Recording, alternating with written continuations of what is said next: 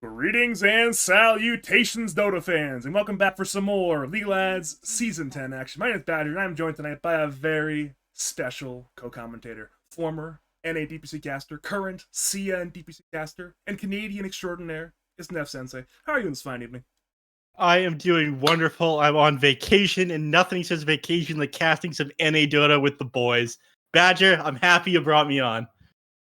I'm happy. It's always fun to have you on, because you're a very fun guy to talk to, It's true. It's always entertaining to have you on for the cast. And I know tonight, not only will I be entertaining and you be entertaining, but Dota itself, in more way than one, will be entertaining. These are two teams which do not like each other.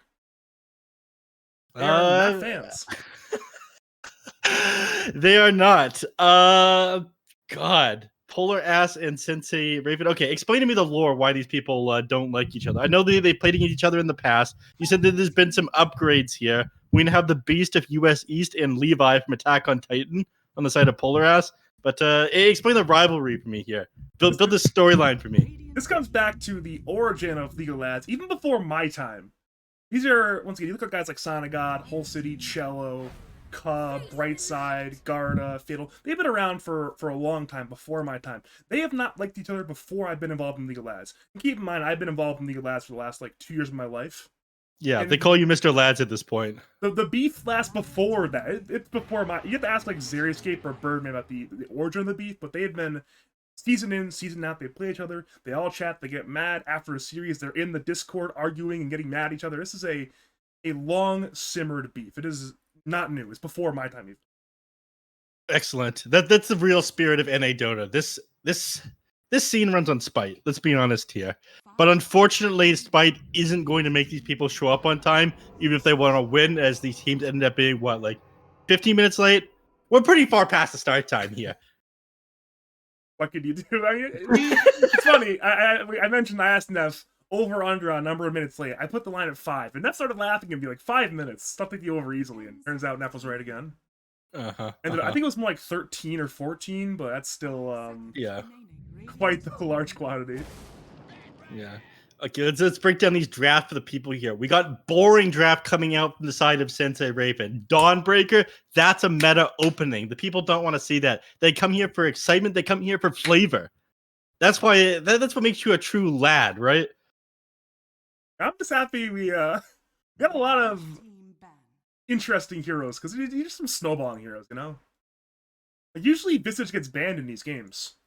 I'm surprised Visage even made the ban phase. Because usually against Polar Ass, you ban the Visage. Whole City's been shit-talking in Discord constantly about how good his Visage is, and it didn't get banned, so perhaps they want him to pick. All right, listen. This is a classic NA strategy. You gotta let them have the hero that they're bragging on about. It's like you're playing against Lukey. Are you really beating him if you're not letting him pick his Pango and then beating him on his best hero? No, absolutely not. So they let Whole City have the Visage. It's the same thing as PSG LGD. They let Spirit have the Magnus. Yes, they end up losing millions of dollars in TI, but they got the moral victory, right? No, that's definitely better than getting millions upon millions of dollars. It's all. It's all. If you think about esports' origin, there used to be no money. It was all about the honor, and I'm happy to see teams like LGD and teams like SenseiRaven1. They're living through the honor times. Yeah, exactly. So we got Whole City in the chat, so hopefully this hypes them up. Whole City, you better impress us today, okay? You talked a lot of shit about your Visage. You're saying how good it is. They don't respect it enough to ban it out. They don't respect you. You have to put them into the ground for this one. You're absolutely right, by the way. This is I know you're not fully ingratiated into the League of Legends team, but you are picking up on this rivalry right away. You are with the people, and I appreciate that right now. At this point, we're not the fun part of the draft too, because we've gotten through the second phase of bans, which is my least favorite part of the draft. We're getting into that 15 pick, and is it going to be perhaps a third flying hero for Polar Ass? We don't know yet. All right. It would be on brand for them, right? If they went for a Jakiro position 4 here, it's probably going to be Visage 3. I don't know who the Batrider player on SenseiRaven is, though. You're either a Batrider player or you're not. Are there any spammers on their side, or is this something that they're flexing? I think it's flexing, because I know Fatal plays Bat, I know Garda plays Bat, but neither comes to mind as a huge Bat spammer. I can say with a degree of confidence it will be Visage and mid, not Visage play that much. Okay. It is kind of surprising they end up letting both Nick Assassin and Winter Wyvern with the draft cap, they're going to open. If they're going to do some boring meta picks like the Dawnbreaker, excuse me. Usually, when you pick that one up first, you want to get rid of either the Wyvern or the Nyx Assassin. But I let both of those through. Wyvern is seen as like one of the better counters to it, and people even sometimes run this mid when it's up against the Dawnbreaker. There's like the global interrupt potential as well that you have if you just grab an assassin as well on Polar Ass, but maybe you don't have enough burst damage that okay, they go for it anyways. So they say, fuck you, Dawnbreaker. We're tired of seeing you in the meta. Obviously, you pick this broken meta hero, but you haven't done your research to ban out the counters. You're punished for it. It's one of those things too where Dawnbreaker might just be the best hero in Dota right now, so you get two very good support. Oh, by the way, do I need to watch my profanity here? Or can I just go off? You can do whatever you want, man. You're coming into my stream. You're gracing the Badge of Pablo stream with your and getting it banned. So you, as long as you don't get me banned on Twitch, okay, I don't really care what you do. Like Lads isn't gonna do anything to me. What are they gonna do to me? I am Lads. Yeah. That is true. You are Lads. You are Mr. Lad. That's what we talked about before. Okay, look, I mentioned the Jakiro before. I thought they would take it on Polar Ass and they'd keep up with the flying hero theme, but they got the flying hero theme on SenseiRaven squad instead. Who's the Jakiro spammer on their side? I don't know if a Jakiro spammer, but the player will almost certainly end up being Brightside, which is usually a bit of a surprise, because ordinarily when you see a Jakiro in these sort of leagues, it's a player like, say, Badger, your low MR5 playing Jakiro. Brightside, I believe, is the highest MR player on this Radiant team, so him playing Jakiro would be an interesting look in terms of Badger here. All right. On the other side, he did say on Hull City that they would counter him. All right, so they're going to be able to break through these Gravekeeper cloak stacks very quickly with the Bat Rider and the Jakiro. There's a lot of instance damage here. So he was correct about this one. In 5 minutes in the past, he was talking shit, being like, I'm first picking my Visage. They're going to counter me. It doesn't matter if they pick 4 heroes to counter me. I'm still going to pop off with this. Wings only on Polar Ass, please. I thought he was talking about like Wings, like, the Wings team? From like a pizza place. No. Like, oh. Yeah. Hull City stream cheating. I don't think that's true. I'm sure Hull City is honorable enough that he will turn off the stream after the game has started. Right? I hope so. I mean, I have complete confidence. Luckily, there is no USS Guam in the game, so there shouldn't be any stream cheating issues. But I mean, there sounds like an interesting piece of lore. Well, what would happen with USS Guam? I mean, he's never actually stream cheated, but he's always in the Twitch. He's always like in like the Twitch viewers for every stream. He just claims trying to boost the Twitch viewers, which I believe, but others do not. So it's kind of a dead meme at this point, but it was at one point a meme. Man's probably a cheater. I wouldn't trust him. All right, Tiny. They got a quarry to settle on SenseiRaven. All right, this is big. This is something that is normally first picked and banned all the time. Ends up making it through to the end of the second phase here. Does it fit with this draft, though? I guess you can just run at position 4. They end up going Pudge as well. Okay, I don't think you have any real solutions to Pudge. Again, you have so much instant damage. And that's what I was talking about. I was super worried for Hull City for that reason. But now they just picked Pudge. I don't think they have anything that can really kill him through his Flesh Heap. Yeah, this game, it's a fantastic Flesh Heap game where more or less everything is... What a time to be alive. We just talked about it being a fantastic Flesh Heap game. Sorry, continue. It is. Avalanche, everyone Jakiro spells, everyone at Bat spells, Dawnbreaker ulti, Dawnbreaker hammer, like... Yeah. Wow, this is I've never seen a Flesh Heap game this strong without a hero like Ember in the game. Yeah, Ember or Phoenix for that matter. Suddenly thousands of damage is going to become 0 damage off on a Pudge. This is going to be the freest Pudge game I have ever seen. They could run this basically anywhere, and I'm pretty sure they would see a lot of success with it. I'm thinking it's going to end up being a Pudge carry Visage mid with a 24 pick offlaner. That's my read in the current situation, but it definitely could be a Pudge tree as well. Yeah. I know Sonagod likes the Pudge carry, and Pudge is not a beast of US East hero. I would expect a 24 pick Blink, Stunner, Strength hero for the beast of US East. There's a lot of those unbanned right now. Mars has not been touched. Slaughter's been popular nowadays, has not been touched. A lot of heroes who can be selected to play that Blink, Strength, Stunner role. Beast of US. It is crazy that Slaughter started to come back into popularity, but if you really pay attention to when Slaughter is getting picked up, It's these old ass 1,000-year-old, been in the Dota scene forever captains that have been picking up the Slardar. They just forget that other heroes exist because their boomer brains can't remember. So I don't think these guys will pick it. Man, it's time. It's new. It's fresh. Is it? I've been seeing like all these Slars at Mask of Madness, and they've been owning. 5 seconds remaining. I don't know about that. Sorry, which team do you want to see it on? Dire. Dire. I don't know, man. I think you need burst damage on some of these heroes. Flare does not fit in well with anything else. You've got like a decent initiation with Nyx Assassin. Yeah, you need like a late game carry, somebody who's gonna like be hitting people. You can do it with Winter Wyvern, but I really think you need a traditional carry. They got rid of Bloodseeker and Legion though. They aren't worried about that. And they get rid of Lifestealer. I don't even think you're afraid of Lifestealer on Pudge anymore, which is really funny. It's how times change, really. I mean, back in the day, it was always see Pudge, lock in Lifestealer. Now it's Flesh Heap, Dismember, sad Dota. Yeah.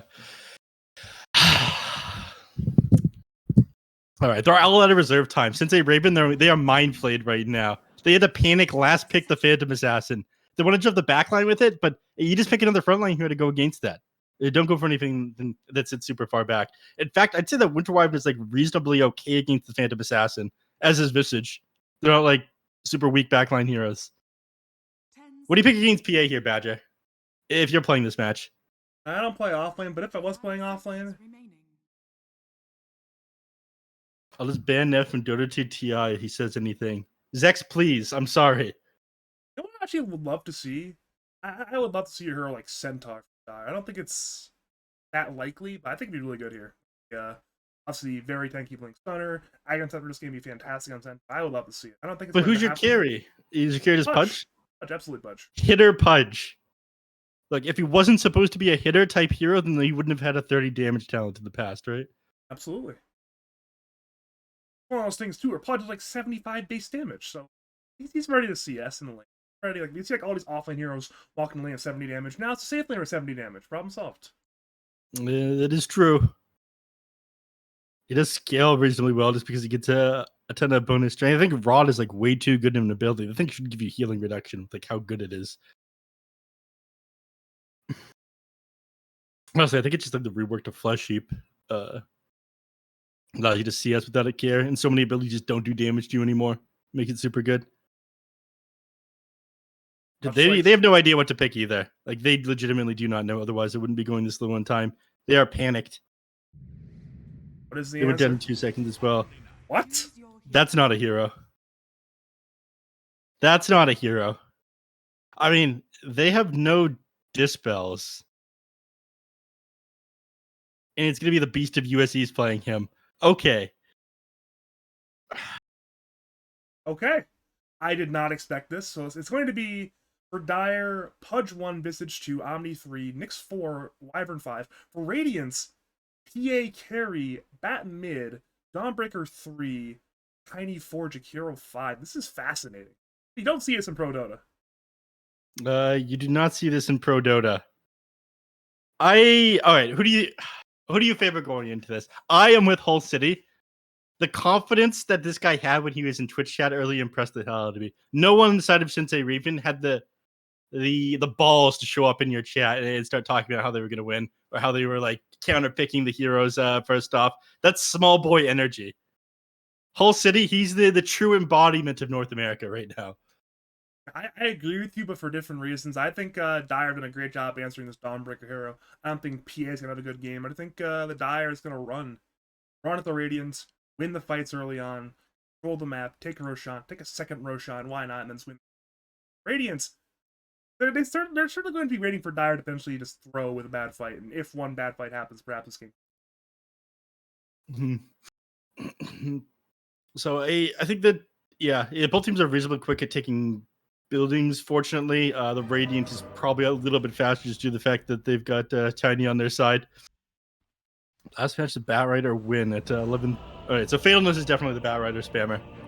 Level 24 Visage on Hull City and 14-6 on in his last matches. Okay, this guy is 100% a spammer. Yeah, I mean, I think it's okay. Whole City is less of a hero spammer than you think. He's more of a Dota spammer than a hero spammer. He has, I think, like 70 different heroes that are Dota plus Platinum or more. Like, he plays a lot of fucking Dota. You see, so the man can quit anytime he wants to, just doesn't want to right now. We'll go with that one. I mean, I don't believe you, but we'll go with that one. That's a strange manner of conduct. I mean, we're already seeing a little bit of stuff in the all chat. Nothing too wild and crazy quite yet.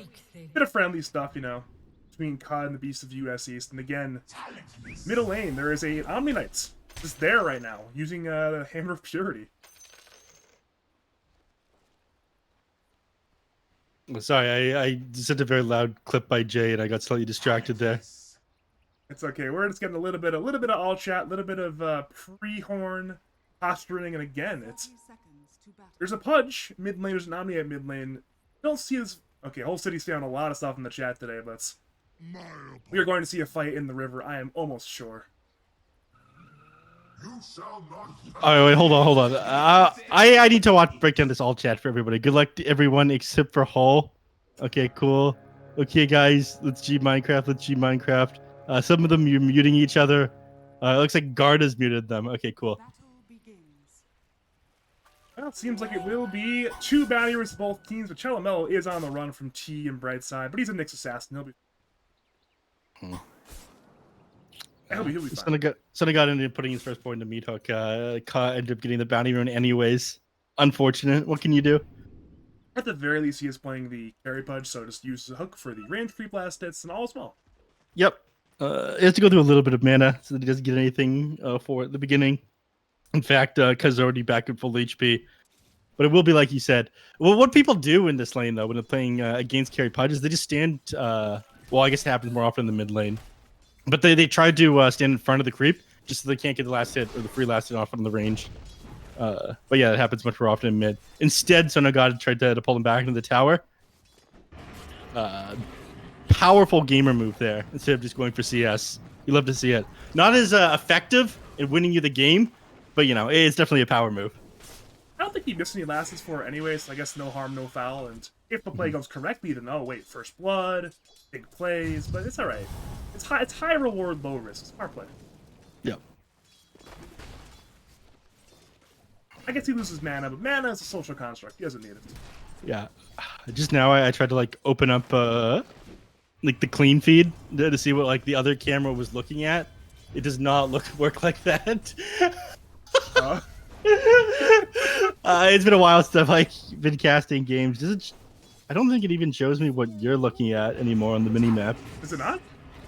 What are you looking at right now? I'm looking at the top lane right now. Yeah, I don't think I can see your camera. Oh, I missed that. Those are good times. It allows you to see what your commentator is seeing. With top lane, we are going to see First Blood, Garda, and Ka combining to bring down the Winter Wyvern. But bottom lane, it's the Visage being run at as well. Kie will attempt for the kill on Visage. T is getting quite low, though. Actually, wait a minute. It's whole city offlane. That's the mid player playing offlane. I just realized that. Yeah? Whoa. I mean, yeah, he probably figures it's more effective down here in the offlane. I mean, people have been doing that. Off the napalm. That's just, yeah, right there. Yeah. I mean, yeah, this is probably what it is. He's going Heavenly Grace and Hammer of Purity. So I actually had to play against a mid Omni Knight recently. It is super annoying playing a melee hero against it, just because you get like run down by Purification and Hammer of Purity, which is a lot of pure damage. When he's got to go Heavenly Grace, I think it's a little bit easier to deal with. But it basically means that Batrider's never going to have kill potential on you. We can Heavenly Grace off these stacks every time he builds up a bunch of them. He also got 10 stick charges. I don't even know why he's bothering to throw out Hammers of Purity onto this guy to trade with him. He should just be like going for range creeps with it. Batrider's going to out CS him in this lane, and feel like doesn't prioritize that. It's not too shocking. I mean, the Beast US East is not a stat player. He is a hit your opponent player, which is why it's a bit shocking to me from playing mid, because that's a creep stat lane right there. And it is simply not in his blood. The man's not built to be a mid player, you're saying? He's supposed to be an offlane player. He is an offlane player through and through. He could probably play 4 as well, but definitely not Not a Yeah. mid player in his point. Is he the type of person to be offended that you'd say something like that? No, absolutely, he would embrace that. Okay. He would wear that as like a badge on his shirt. Like, yeah, I'm an offlane player. I buy Blink Dagger. Well, I stun things. Like, he is a absolute alpha chat. I love building Ring of Health. I am an offlane player. Over the bottom lane, the Visage is going to get brought down. Good recognition there. From Uh-oh, Team Red side. Hull City with the death at the beginning of the game. Hey, this guy was talking a lot about his Visage. I mean, Hull City does talk a lot, and maybe it's time for Brightside to say, you know what, it's time for Hull City to learn some respect, he's saying, you know? Yeah, he's teaching it to him already. Gotta I respect your can't. elders, you know? Yeah, he didn't end up all chatting or tipping him, which surprises me. I imagine that Hull City would be taking. Is the Hull City the type of person that would take mental damage, or would he power up if he were to like Mental damage for sure, definitely mental damage? All right, yeah. Big trade stop lane, Sonagod will kill Cup, but he may die for, I believe, one more crit will do it. Wait, there's no crit skilled. Hammer available in 3 seconds. Starbreaker in now, but Sonagod's juking Sal Pass. He's gonna have the mana pretty quickly here, but he's body blocking him so he can't get on top of Sonagod. Now that he's gonna turn on him. This is dead, actually, I think. I'm not sure how he survived from this one. Hook in. That's a Dawnbreaker down. It's another kill in the top lane for Sonagod. He's now 2-0 on the Budge. Outsmarted and outplayed. Set up by Levi, by the way, with the body blocks. No wonder this guy is the most powerful character in Attack on Titan. Levi's a gamer, dude. Levi is a... I remember I made a personal ranking of X player at X position. I had Levi ranked as the best 5 in lads a few seasons ago, and I still stand by that. He's a fantastic 5 player. What's his MMR at? He's like 6'8" or something. He's pretty good for a Right. 5 player. But he's like, you know, obviously it's a North American 6.8K, so in European MMR, that would be like 11K. More or less, yeah. Hull Yeah. City might die bottom lane. He will die down to that dual breath. And again, another death for Hull City. I'm surprised there have not been tips yet. I am They're saving too. them. Yeah. Yeah, they're probably saving them until like a time that he's really going to be upset, like maybe after his 3rd death. And there's gonna be like coordinated tips coming out or something like that. If that's not the case, then I'm gonna be very unimpressed with SenseiRaven squad. One of those things where ordinarily it's Hull City initiating the all chat, so perhaps they're waiting for him to all chat first. But usually there's a number of these players that are very keen on the tipping and the all chatting as well. So I guess it's the calm before the storm, we'll call it. Yeah. All right. Hull City, he's not wavering though. He's not buying himself boots of speed. So I feel like he continues to get run down in this situation because of this, but he's still just going straight for the Vladimir's offering. At what point does he cut his losses? Probably that next step, but the problem is usually you buy it's like, oh, I've got 500 gold, but if he's dying, he can't afford 500 gold. Yeah, exactly. Maybe you like buy it before you end up going down. I don't know. He's throwing out like soul assumptions when it was his single stack of this thing as well. It did barely any damage. Oh, wait, never mind. I'm dumb. He has infused raindrop in the Phantom Assassin. Hull City's fine. His mental is okay still. It was a full stack of soul assumption that he threw out onto her. I think he's just trying to burn through these charges so she can't spam with the daggers quite so much. Might as well. I mean, it's a pesky amount of magic regen. It's not that high, but it adds up over time. Especially on a hero like PA who's got such a low mana pool and it's just flat regen like that. I am waiting for a kill attempt top lane. Sonagod has 6. He wants to go in. Sees Garda, Dismember available, but not used quite yet. Garda will Starbreaker. He's saving it for that. And there will be a death. Last hit from Levi. There will be no vengeance. Cannot finish the job. Good play there by Sonagod and Levi. Yep. That's experienced anti-Dawnbreaker gameplay right there. He waits until the Starbreaker comes out so he can interrupt it with the Dismember, or until the Dawnbreaker is low enough that you can just drop a Dismember and get the kill off onto her. So, exactly what Sonagod was waiting for. They're getting destroyed up here in the top lane, and hopefully it makes up for what's going on in the bottom lane, because Hull City's just getting chased out of lane again. This man is at 13 CS here at 7 minutes in. Whoa, Sonic actually dies in the top lane. Back to bottom lane again, though. It's linked in by TT. Will kill Hull City, but he will die to the tower, maybe? Yes, he will. So another 1-for-1 trade in the bottom lane. But top lane, Sonagod actually dies as well, which that's a very big kill for the Dawnbreaker. Yep. Thankfully, they finally get to kill back on the direction of T there. But it doesn't help Hull City at all. This guy is still sitting at level 4. If he had gotten the Phantom Assassin first, before he went down, I don't think that would have been so bad. But as soon as PA comes back to this lane, she's going to be very close. She's going to level 6 off of this wave here. And then you're just getting run down. And like, oh, who's going to come assist you down in the bottom lane to like recover your game? I assure you, it's not going to be your position 2 Omni Knight. This isn't like a Puck who could find a quick kill on the Phantom Assassin. You just walk away from this hero. So, Hull City's game is grief, man. Still, it's hard against the Hull City right now. I agree with you on that. Are seeing pings top lane, but it seems like there we go. Good hook dodge from Garda, juking out Sonic. Got over to middle lane. The Beast is just chilling right now, but he's being gone on by 3. Ice Cap will miss, but the lasso will hit. Forward Guardian rides to 4v1 against the Omni Knights. He has perished. What can you do? 4 heroes. What can you do? We were seeing Rainbow TPs come into the mid lane. Well, Rainbow's a little bit of an exaggeration. Both supports were coming in, but why ended up canceling his because he realized there was no way that he gets there in time. But, you know, on the plus side, Chillamelo, oops, I came in late. Now I guess I got to soak up the XP here by myself, and we'll get level 6 off of it. Speaking of Hull City again, you mentioned what does he do in the bottom lane, and the answer is going to be, unfortunately for him, just dying right now. In top lane, Garda is on the run as well. He's isolated in the 1v. Remember, will pick his HP down to 1/3. He's on the run again, has the Starbreaker, but cannot live to use it. One more kill for Levi on the Wyvern. Yeah. I gotta say, Garda's making this hero look balanced right now.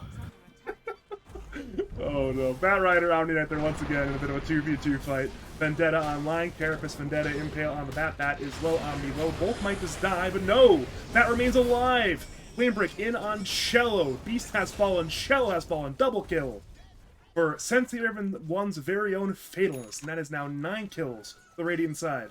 Yeah, we need to acknowledge the style points that we have to award Fatalness right there for going pig mode while he was fire flying.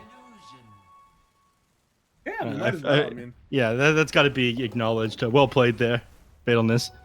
You spend an extra 50 mana on that one, completely unnecessary, but the enemies got pigged on there, for sure. I am turning over to the hero net worth, and unsurprisingly on top it's Pudge, but right after that it's 3 Radiant heroes. It's Garda, T, and Fatal all behind the Pudge, and the other 2 Radiant or Dire side cores are struggling at acquiring gold, especially Hull City, who is at the same farm as Jakiro right now. Yeah. Speaking of Jakiro, he is very much hoping the enemies don't see him back here. I think he just gets... Okay, never mind. They're just going to try to run on Hull City. Have to engage on Hull City. Hull City might just die, but Dire certainly will want vengeance. Hull City low, dagger to kill, but in comes the vengeance. T has blink in 1. He'll attempt to blink, but he cannot get it off in time. 1 for 1. Trade, Visage, and PA both die bottom lane. And again, there may be more action bottom quite soon. Yep. Dude, Sonic God Chad just like walks into there, doesn't even have mana for Dismember, finds a kill on the Phantom Assassin, and just sticks around. This man has 5 Flesh Heap stacks here, only 11 minutes into the game. I would very much like to see a Soul Ring come out for him, though. He definitely needs more mana regen, or at least someone on his team building mana boots, but I don't think that's happening either. Vlad's will give him like a little bit, now that Visage has been completed, but Hull City's mental did not break. He did not change from the Vladimir's offering. He did not buy boots. Sure, he took 5 deaths in the first 10 minutes of the game, but he didn't break. Yeah, that's true. It's usually Hull City would break in a situation like that, so I'm proud that he is not broken mentally quite yet. It is, I mean, he has some very positive teammates, so I'm sure they're keeping him in line, like, alright, Hull, it's fine. Your Pudge is owning, you've an Omni Knight, all is well, but it is only a tier 1 bottom. There is still much more to be done for the Dire side map-wise, and that mid T1 must be their next big target now. Looks like both teams are getting positioned for it. But did he toss that to his... He tossed Beast of USCs to the creeps instead of back to the Bat Rider there. That is surprising. That error. I think it was intentional. Really? We are seeing mid lane lasso again. The Omni will fall. The curse is on 3 for Tiny. Might still survive. Never mind, the Impale will stun, and that will be the kill. 1 for 1 so far. Sonic has arrived, has that hood active, taking a lot of damage. But in comes Ice Tap, in comes the Hammer. They're again engaging for the Pudge. The Pudge is way too tanky. Garda is low. The Rot will slow. The Dawnbreaker will die to the Vendetta damage. Now it's a 2-man Splinter Blast.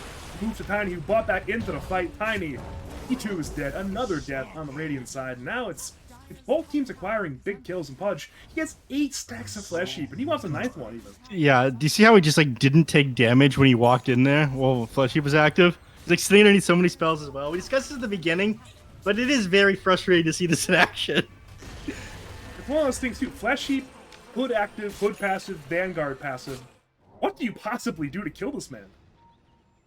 Again, I'm pretty sure you just don't kill him while Flesh Heap is active. You don't have the high burst damage you want to do it. The Phantom Assassin will eventually be a solution to it when you throw like massive damage numbers, but like you have 4 team members that essentially cannot hurt this Pudge. It just has to be the PA, and you're fighting into an Omni Knight as well. So even though like whole city's game is super awful right now, like it is completely griefed. Even though you got like an Omni Knight mid lane, I'm pretty sure Pudge just carries this game by himself to the nature of his hero and how Flesh Heap interact with like 4 of SenseiRaven heroes.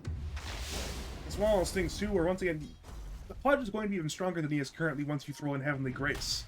He's going to be that much stronger.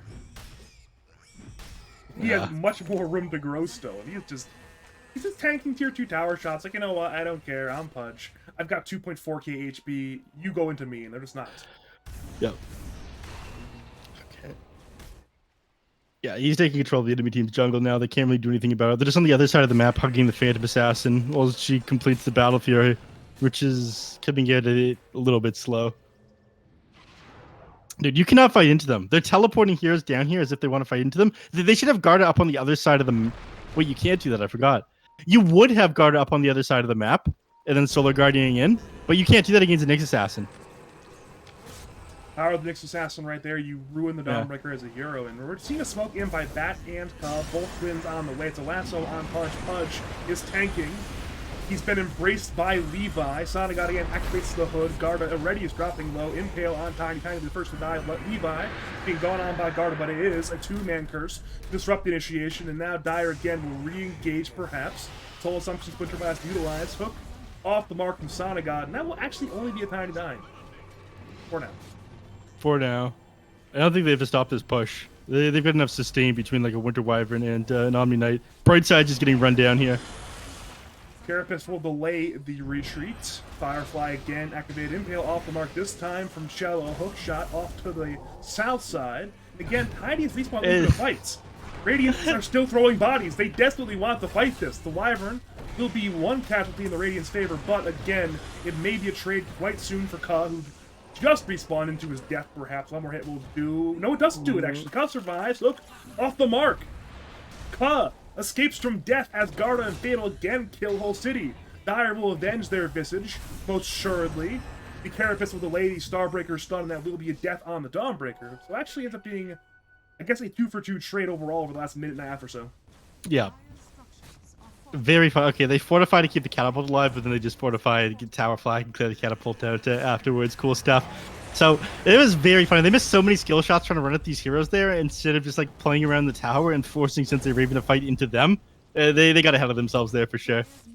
You know, too horny. Too horny. I think, speaking of being horny, it's the big winner. It's the man who's got blue balls right now. It's Phantom Assassin, who's farming AFK by himself right now. I mean, he is free to pursue his own agenda, and he's quickly become number 2 in net worth. Yeah. Oh, Brightside is so dead right now. Vendetta, Impale, Splinter Blast. Goodbye. Yeah. Finished off there by the Hammer of Purity. So Battle Fury's done. This is probably an issue for Polar Ass. Somebody has to like either start taking tier 2 towers or go slow down the Phantom Assassin's farm. Because again, this is the only hero that Pudge is that concerned about. Speaking of Pudge, he will arrive on top of 2-man's Winter's Curse. It is Dawnbreaker and Tiny on the inside. Tiny will stop Dismember, but he cannot stop his Dawnbreaker from dying. And Ka, he too will be left to die. Hookshot off the mark by a bit of a mile, but it will not matter. It's still 2 kills for the side of Polar Ass. And you mentioned possibly for the tier 2 towers. We're seeing pings there, but it's still easier said than done. Yeah. I don't think there's any stopping this push from the Dire side right now. Again, thankfully, T is on the other side of the map taking tier 2 towers himself.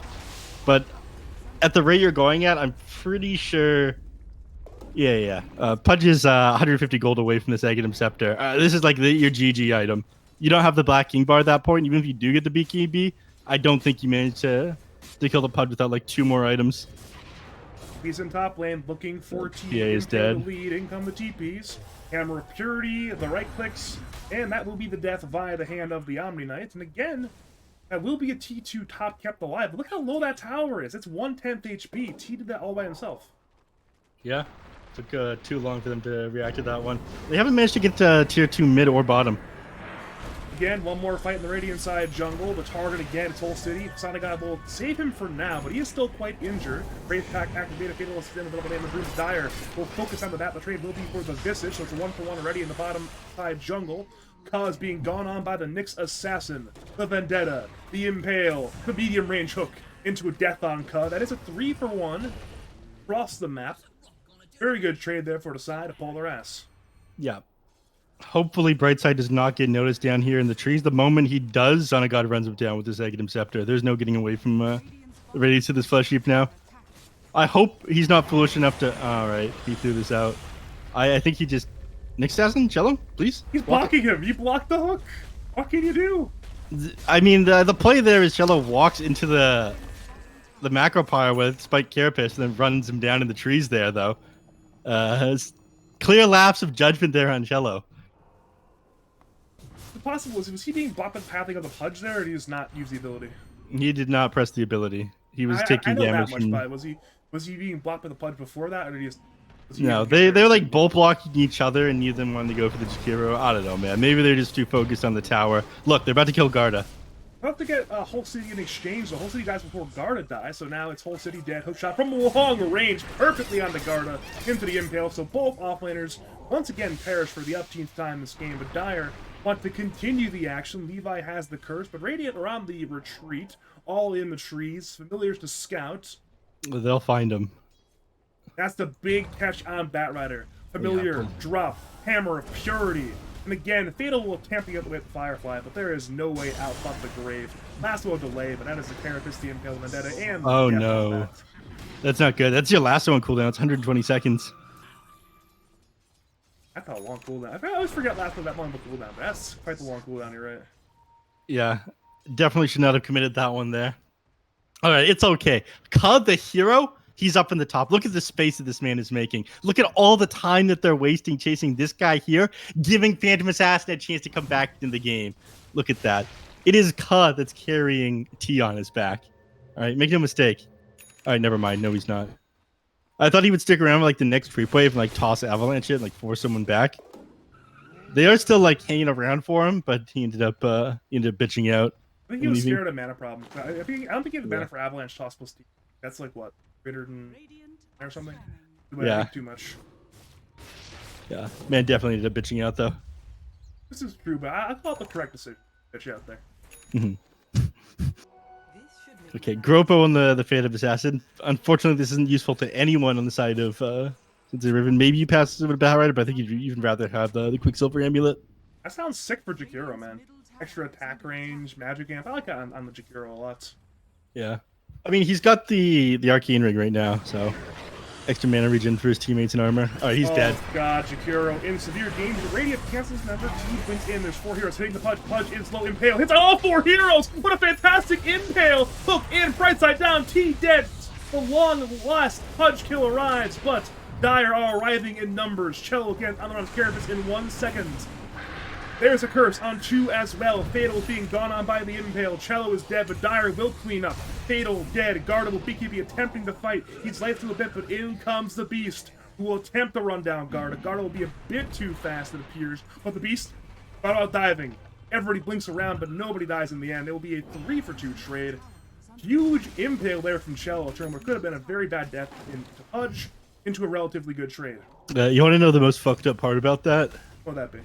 That Pudge wouldn't have died there if he activated Flesh Heap before going in. He activated it after the stuns ended up wearing off on him. He ended up doing like 1,000 damage to himself there because he didn't initiate with his Flesh Heap on. And like all these small abilities ended up hitting him. Yeah, he wouldn't have died there, walking into all those heroes if he simply pressed his E before going in. Nyx Assassin almost made that happen, but I think SenseiRaven just loses the game right there if he presses E on Pudge. Little things to notice sometimes, in general, Polar Ass, they've been struggling at pressing the E button tonight. We saw the Carapace earlier, we saw the Flesh Heap there, so clearly a structural problem of missing E keys or equivalent on the keyboard. And then from Cello, scout out the movements. Impale on 2 again into no curse, it's still on cooldown. Dire are aware of what's going on with the 2-man Ice Path. Target will be Nyx. Nyx will die, but in come Vengeance. It's a hook shot from medium range on T, who blinks away. Ka will fall to 1-for-1 trade. Both core supports are dead. Dire want to find more. However, Radiant, they're still on the run. The Beast wants these kills, but he's a... No, they can't find communist. this. Yeah, they lost their Nyx assassin. That's good targeting there by AT. Making sure that Nyx dies when the spells are on cooldown is like the biggest thing you can do, especially before the BKB is completed.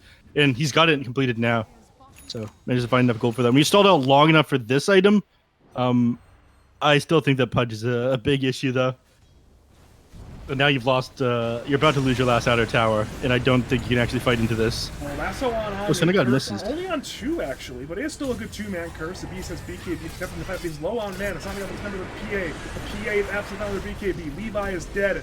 It is a Guardian Angel from the Beast to try to go in again on T. T's being killed with the rock. The BKB has ended, and T will fall. The 3-man Familiar's gone as well from Whole City. T down. Garda on the run. Hookshot again missed, but Garda's life will still be forfeit very soon. They know he's there, and now they know he is dead. 2 more kills for Pudge.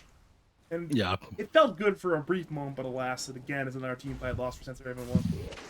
Yeah, they got Pudge down to like half HP, then he pressed his E button, and they just stopped doing damage to him. They've got no way to dispel this Omni Knight ultimate either, so they would just like stop doing damage to him after a certain point. Oh, Bat Rider, he tried to cut the wave, wanted the cheeky play, and technically he killed the wave, but again, it's 1 more flesh heap stack for Pudge. 18 Infinite flesh heap scaling. stacks. Infinite scaling indeed. What? He got the 20 talent, minus 4-second meat hook cooldown. Not that relevant. Now the Pudge is going for armor. So at this point, you're now dealing with the Phantom Assassin. In the last fight, that was your BKB reveal, by the way. Your 9-second BKB. The Pudge just presses Dismember onto you. You lose 3 seconds of it. Eventually, to be down to what, like 6? You lose half the duration every time he presses E onto you. I don't think this PA's matchup is going that well. Give 1.5 times your enemy carry's matchup right now. This Pudge is just about to destroy the Phantom Assassin. Thankfully, they don't have a good team for like clearing out Roshan. I don't think they have time to go do that. It looks like Cello's trying to put himself in a position. His team to finally group up around the pit. It has taken them 25 minutes for it, though. Usually you see Roshan's cleared out a lot faster than this. In Pro Dota, yes, but for lads, though, 25 minutes sounds about right. It's usually around when you see the first Roshan timing. That's one of the big differences between your Amateur Dota and your Pro Dota. Much slower first Roshan in the game. About typical a lot of lads teams. Right, 8 is to go the way of Pudge. Yeah. Then I imagine Well, this. it's time for more. Yeah, they'll clear out the top tower. So Guard has now gotten the Aghanim Shroud as well. You have a lot of magic immunity between your BKB and your Starbreakers. Be like Starbreaker, BKB, Starbreaker again. That is, a solid. I think it's like 10 seconds of magic immunity with the 7-second BKB. So that's a lot of BKB right there. Yeah. And the issue if like, your Starbreaker ends up getting interrupted by a Dismember, then you're just boned. You can throw hooks into the enemy team's base every 8 seconds as well because he's got the meat hook cooldown. I'm surprised he didn't go for the Dismember, but I think he realized how important it is to be able to like end this game out a little bit faster. Go fishing for enemy heroes. He is fishing right now, knowing that if he gets the hook, it's very, very bad for the team. Hook up in 1, Avalanche on the way, but Pudge wants the hook. He's a lot of open space, but he cannot find the right targets. Being healed again by the Wyvern, but it's in the middle of a macro pyre, so he's taking a bit of damage still.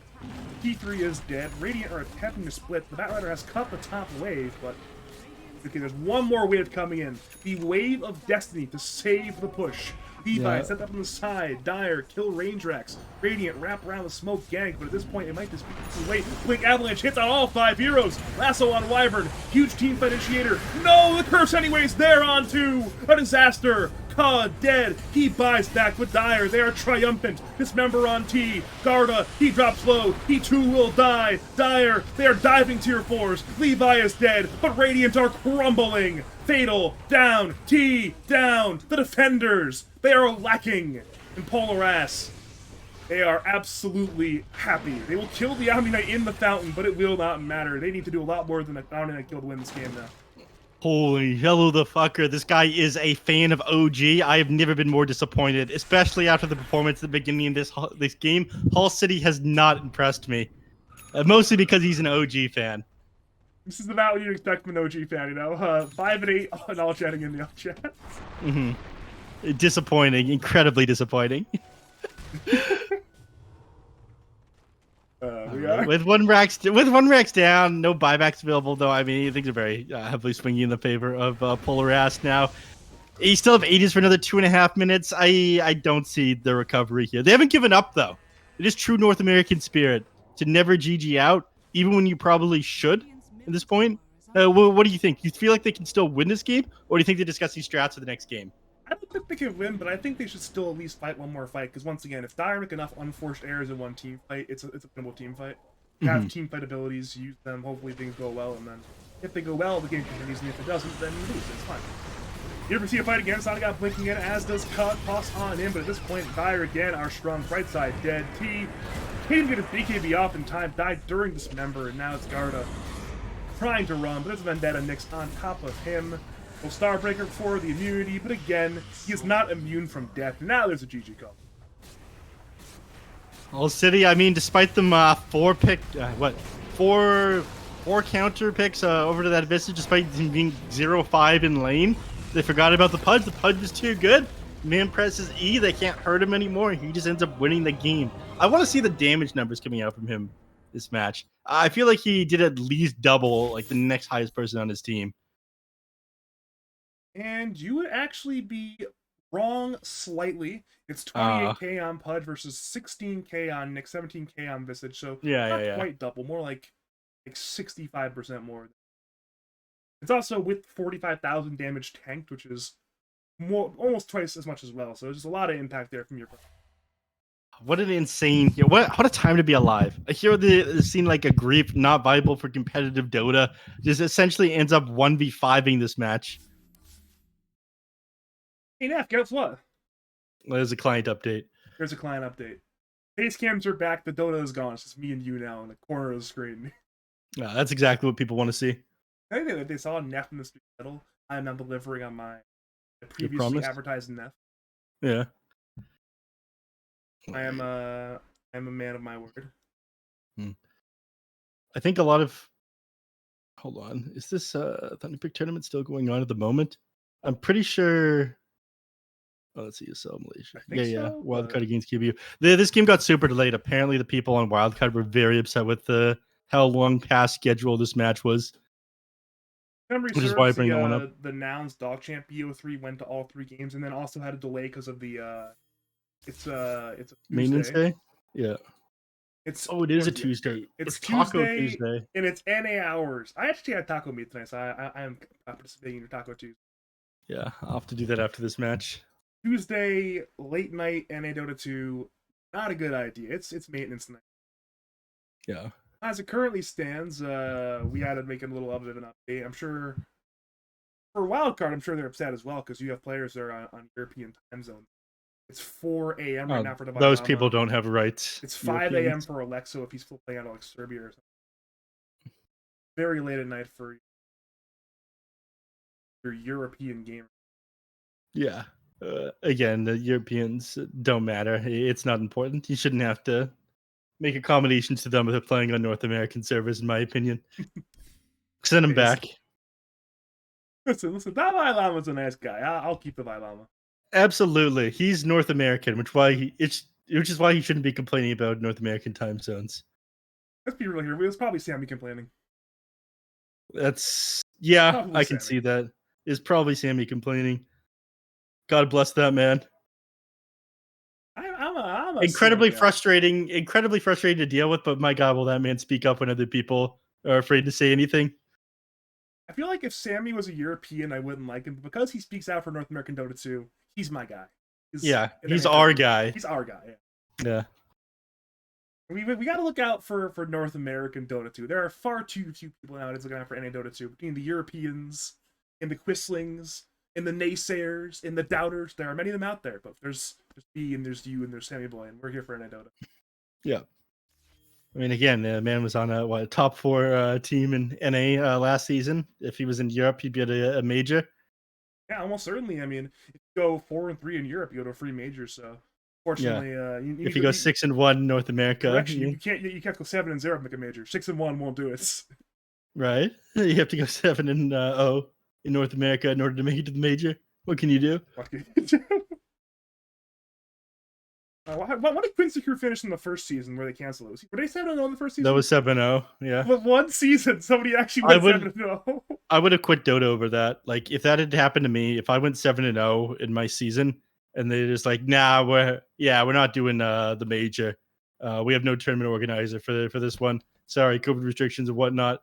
Like, if I was an unsponsored team for so long, and I was playing in like a structured league that was supposed to make things like more stable, and it's like, yeah, no major, nothing we can do. I would legit quit Dota over that. I am impressed that Quinn has the mental fortitude that he does to be able to keep playing. It's no wonder that he like lost it on his stream that one time. But I'm pretty sure him losing it was the only reason we got like regional finals.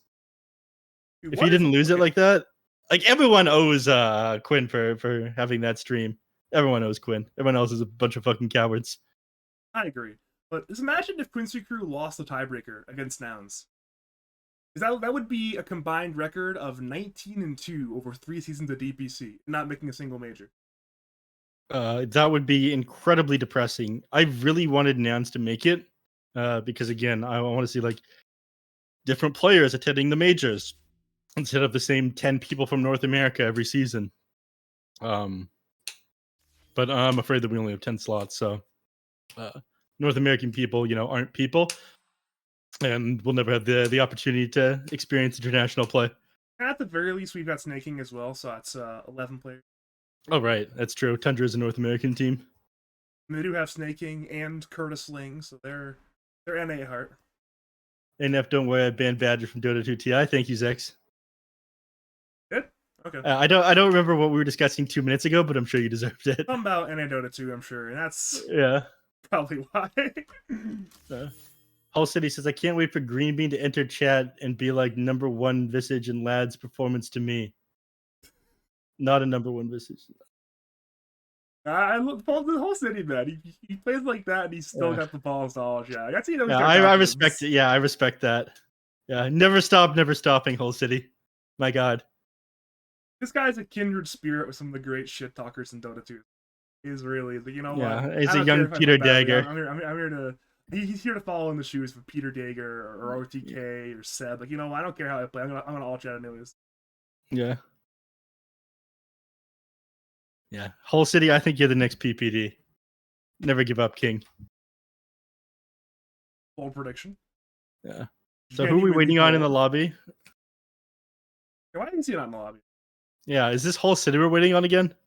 Yes. Unbelievable. Unbelievable. He takes the time to type in your Twitch chat, but he hasn't managed to load up the lobby yet.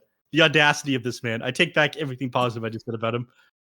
You flip-flop on Whole City like 5 times, man. I don't blame you. Yeah. You're going through the Whole City experience right now. Like, I've been through this for 5 seasons, and a lot of people have been angry. I mean, I've been included. I had I remember once after I lost the Whole City, y'all chatted me, and I was in the Discord afterwards. I said some choice words that probably shouldn't have said, but we've all been there with Whole City. Everyone's got gamer moments. It became a copy pasta for a full 48 hours. It wasn't no gamer words involved, but it was definitely unbridled gamer rage. I see. I think there's been times where I've felt like that. It's been a while though. My God, there are a lot of Happy Seals supporter bundle owners on my friends list. Why is the Happy Seals pack so popular? Because you have a lot of Seals associates in your friends list. Like, you think about the players in this lobby, right? Everybody here is like a Lads player, and we're here to support Lads' finest alumnus, Double King, Garrett Casio, Happy Seal. We're all here to support Double King. I have a lot of friends on Dota right now. How many people?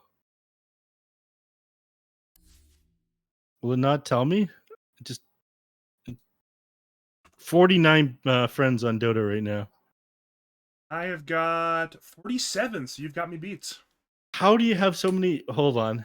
How big is the Badger friends list? I think it's like 160 something. 189, and you have almost as many people on Dota 2 as me right now. 49 online in game. 47, but yeah. Holy. How many friends do you have? I've got like 450. You're a very popular man. I'm not. Well, I increased my Steam levels by buying the Steam like seasonal sale badges all the time, like off of cooldown.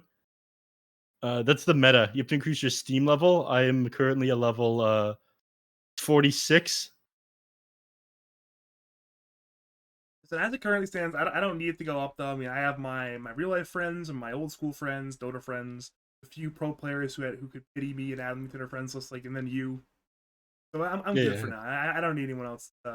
Yeah, you're a weak level 13 on Steam. Like you do not have a high Steam level. Apparently, I mean, I'm not I guess I'm not built Not a gamer. the way you are. And one day, I'll be on land just like you. Wait, I've never done a Oh. land before. you've been to non-Dota lands. You've been to You've run Pokemon land. No, you. I've done a Pokemon land, but before I've done a Dota land. It's actually kind of amazing now I think about it. Yeah, it's fine. Things are working as intended. No, I've done a studio broadcast. They flew me out for 3 weeks. I'm sure that's kind of like a land experience. They were very good to me. Shout out Perfect World.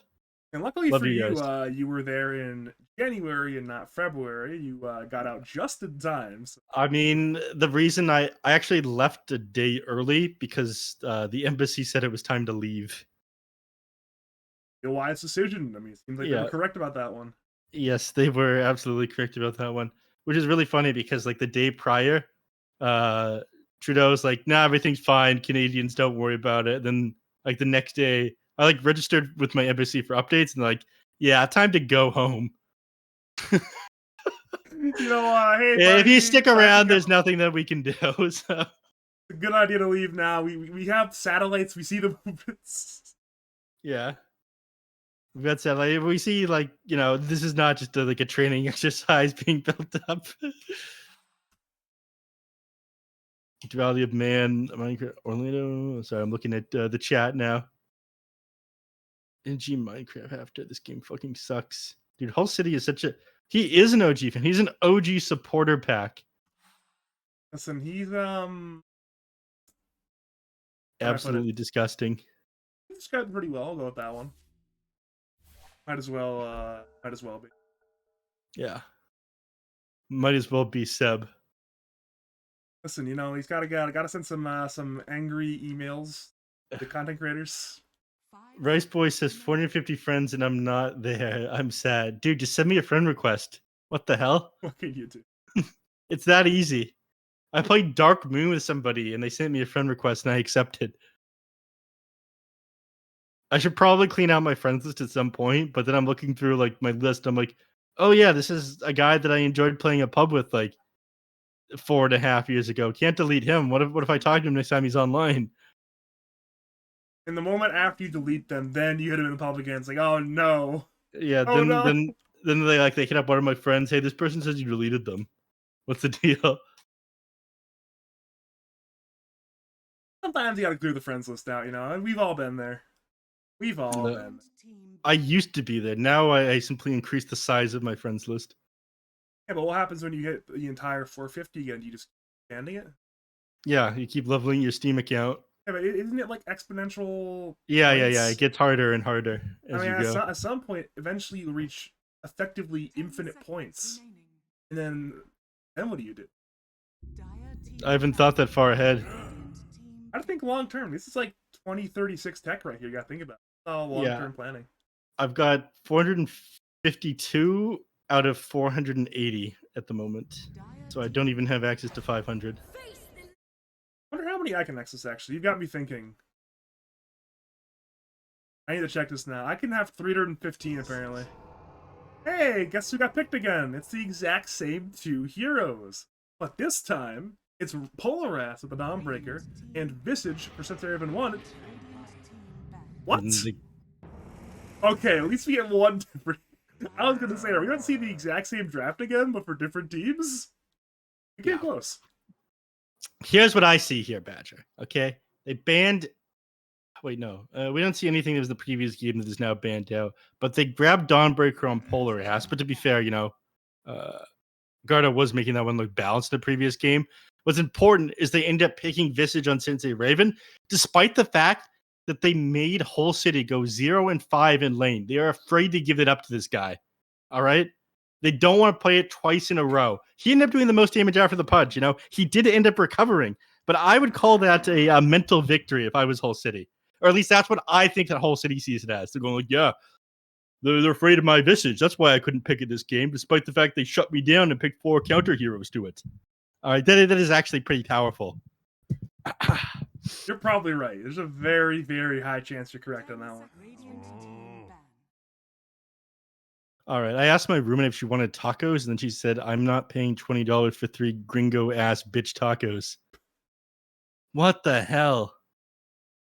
You make your own tacos then. If someone's saying that, say, all right, then make your own tacos. I'll eat your tacos if you are the true arbiter of what is a gringo taco and what is not a gringo taco. All right, now she has called me a gringo. Are you a gringo? I'm mentally destroyed now. I'm just gonna focus on this game. It's okay. New news for you? Yeah. Ooh. Okay, Doom picked up now. All right, we're going big. All right, this hero, it does absolutely nothing in lane, but he's going to have big money with Devour. I'm excited for this one. They didn't ban out Nyx Assassin again. This could make the Dawnbreakers game pretty difficult. Do you think they'll go for that here? Or do you think, again, they don't have enough burst damage here if they go for the Nyx Assassin? You think their lanes are too weak if they go Nyx Assassin Doom? Talk to me here, Badger. Sounds like an incredibly weak lane, yeah. I think we might even see a Doom 4. If we see the Doom 4, then we almost certainly going to be no Nyx select. Mm. I actually don't know who the Visage player is for Dire, though. That's the problem. I feel like it'd be a Garda hero, but I have no idea who plays it for the Dire. I mean, that guy couldn't play Dawnbreaker last game. I doubt he could play Visage. This is very hard, a low skill hero versus like high skill hero. Speaking of low skill heroes, Warlock comes out now. Incredibly boring hero. I press heal on you. I press fatal bonds. All right, buddy. How about you do your own damage to people instead of relying on your teammates to hit them with the fatal bonds? Golem, pathetic ability. Upheaval. Oh, I'm going to stand here and not play the game. Guys, it's not that I've taken my hands off the keyboard. I actually just can't do anything because I'm channeling. Cool stuff, man. Not impressed with Polar Ass so far, man. Not impressed with Polar Ass. No, it's funny. I started getting coaching, and the number one thing that was told me is you should start learning how to play Warlock. I think I know why now. Who is your coach? DOS Dota 2. I know of him, but I don't think I've spoken to him before. He's Canadian, and he's like plays lads, I guess. Yeah. I've just not spoken to him. Good idea. Yeah, I've nothing positive or negative to say, other than the fact that he's encouraging Warlock. Anti-fun hero. As is this. But Wraith King's cool because you can hit people for big damage numbers. This one makes sense given that you're playing against a Doom. You want to get back up.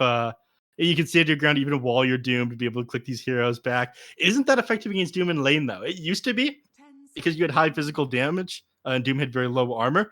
But now Doom's got like the opposite of that. He's got very high armor. His base armor is like 5, and then he gets extra when he's devouring things.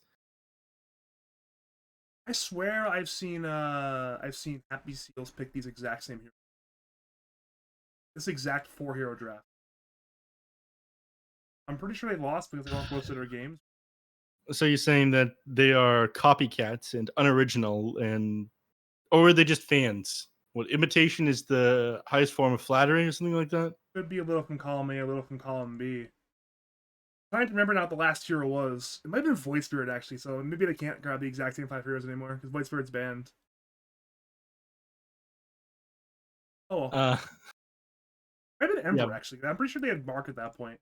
It's either Void Spirit or Ember Spirit. He's a big spirit enjoyer. Mm-hmm. We'll figure it out. Well, whatever they pick, they'll pick.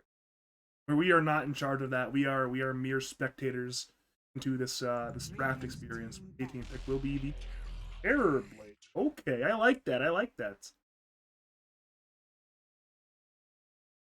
Yeah, Terror Blade is all here. They actually don't have anything that's that amazing. Pango's okay against the TV. You can chain storm. You can stop him getting Sunder off. You do okay amounts of magical damage, but other than that, nobody's able to burst him down.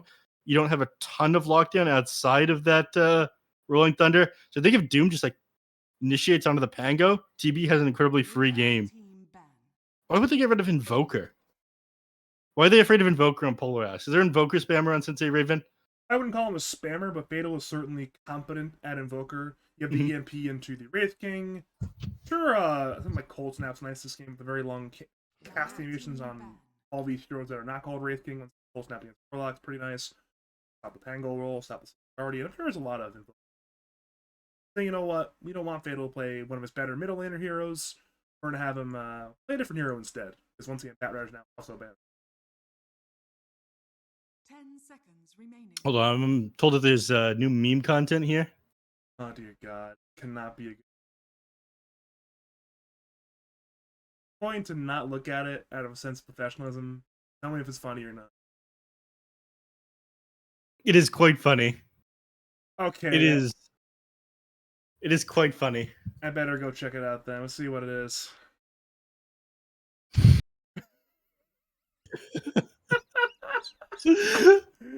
Oh my. Okay, that is quite funny.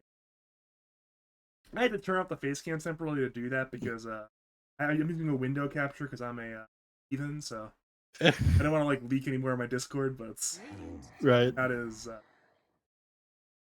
fantastic post from Group. Yeah, that's good content right there. Right. Back on topic. Brewmaster's gotten rid of. I would have liked to see that to counter at the TB. You clear out the illusions, you throw them in the air in the team fights, then eventually you just like 5v1 them and we clear out everybody else. But you're really not afraid of a Brewmaster when you have a Doom on your side? I don't know, man. I know the Beast US East is at the very least, competent brew player, if not a proficient brew player. So perhaps to say, you know what, William's Terrorblade and he's good at it, and I feel like is the new passive. It's not that new anymore, but it's still quite powerful for.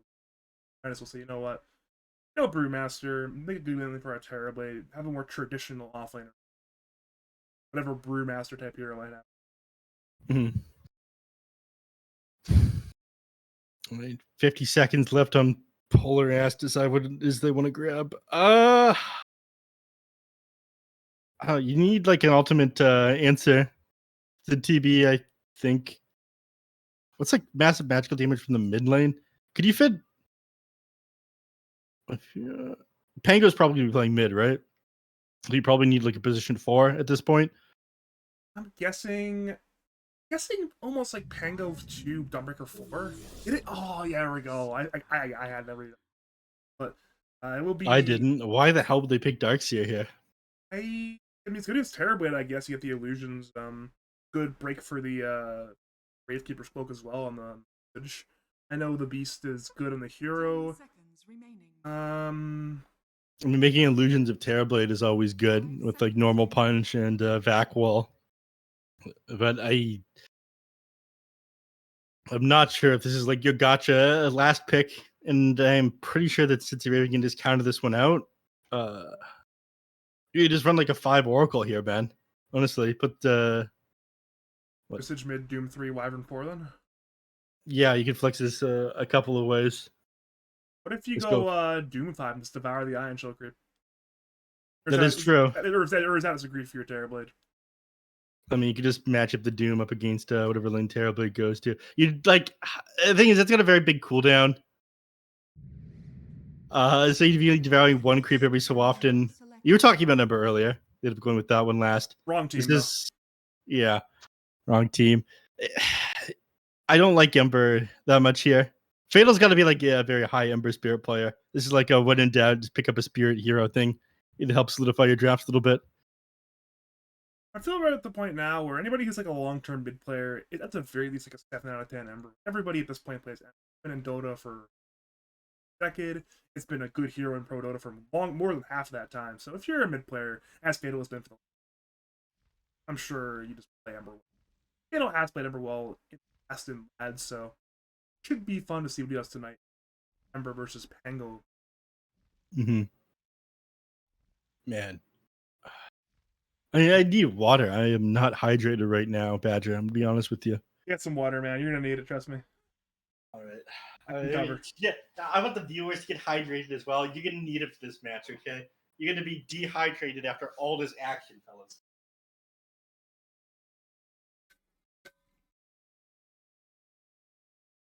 I too am hydrating, but at this point I'll turn off the face cams because we're headed on into the Dota 2 action. If looking at the overall draft quality, I'm a big fan of this. Actually, I'm not a big fan of either draft. I am cautiously optimistic for drafts. If I had to favor either, I'd favor the Radiant, but I think both drafts are comparable. I don't think either team got a huge draft win. Maybe Dyer's maybe a little better, but I think Radiant's team's a bit better, so I'll give relatively even. Dota 2 game. If you are just joining us, by the way, welcome to game number 2 of some League of Lads Season 10 action. It is game 2 of Polar Ass versus SenseiRaven1, big rivalry match for the League of Lads. Game 1 was won in pretty dominant fashion by Polar Ass, despite some mishaps in the bottom lane. My name is Badger. I'm joined by the great caster himself, Mr. NADP and DPS Pro Series himself, and power washing esports expert Nephsensei. Hopefully, we're going to be in for a fantastic game. I hope so. A lot of shit being talked in the previous match. No all chat this time. I'm disappointed in these players. All right, never mind. Good luck, everybody but Teal. Let's fucking go, bright side. Big both teams have done that too. Both Cello and Sonagod have both done like GL everybody but whole city, even though they're on deep. Yeah. Well, you can't choose your family. Sometimes you don't get to choose your teammates either. 30 seconds. Thanks, Cello. I'm not gonna all chat because I'm professional, but I appreciate your. I will cast love for you. Don't worry. Hold on. Good luck to Badger only. Cello not a fan of me after that last game. I'm pretty sure I said something negative about Cello, though. Did you? I might have. Probably. Manchester City released better AC. Milan kits stay better than Milan. I don't know what that means, but I'm pretty sure Manchester City is a... Manchester's British, right? Yeah, they are a British soccer team. Okay, then that means Fatal is now my enemy. Do you have British players in League of Lads? Not anymore. No, we used to have one, but we have a pure no British policy now. There's none in the league anymore. Yeah, no Brits policy. That's good. I think everyone is probably better off for it. I think we actually have a number of different nationalities in Lads, but no British. A lot of Americans and Canadians, obviously, but we have a Cuban player, Venezuelan player, Indonesian player. No Brits, so all problem solved. Hell yeah! I didn't realize that there were any Cuban players left in Dota. There's at least one, and he's got fans too. Really? Every time I cast Mr. Lens, and every time I cast his games, he has like a half dozen fans in the chat. Like, oh my god, yeah, representing Cuba. Everyone in Cuba who's a Dota player ends up showing up to his games. He carries their pride. Incredible. You love to see it. Okay, it's I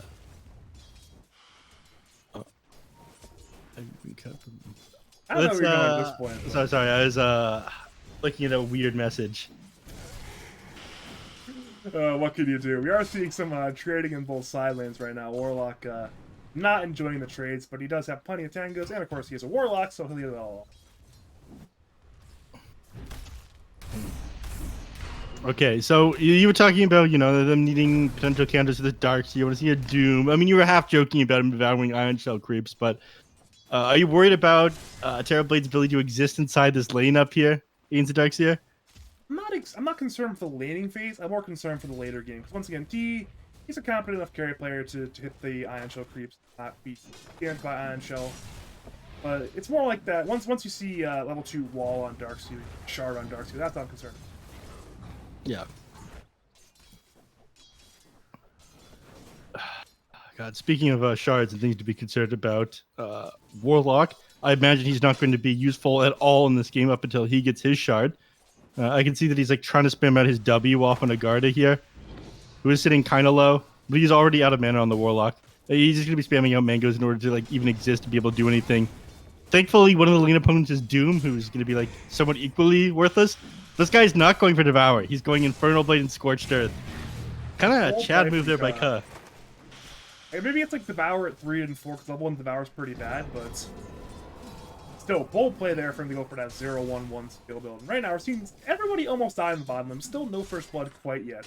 I've got a feeling First Blood's not going to be in the bottom lane, despite the closest falls so far being in the bottom lane. Perhaps on right top lane, we are surging in the Dawnbreaker, but again, a lot of heroes very low, nobody dead.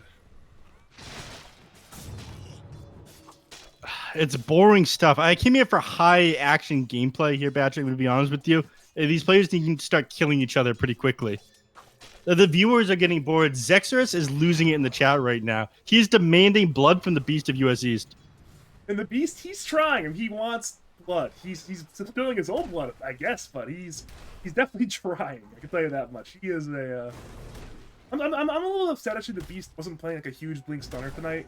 Once again, he's like a big, like Centaur, War Runner, Tide Hunter, Mars type player. He's a big CK offlane player. We didn't get to see one of those heroes tonight. It's Darkseer and Omniate mid, so bit of a letdown. But what can you do sometimes with Dota?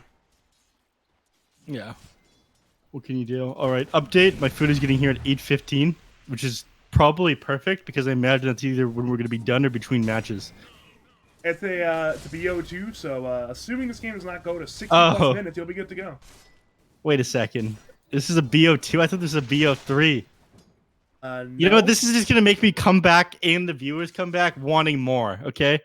If this ends up being 1-1, we are going to be incredibly unsatisfied, and hopefully we can like a grudge match between the two of them in playoffs.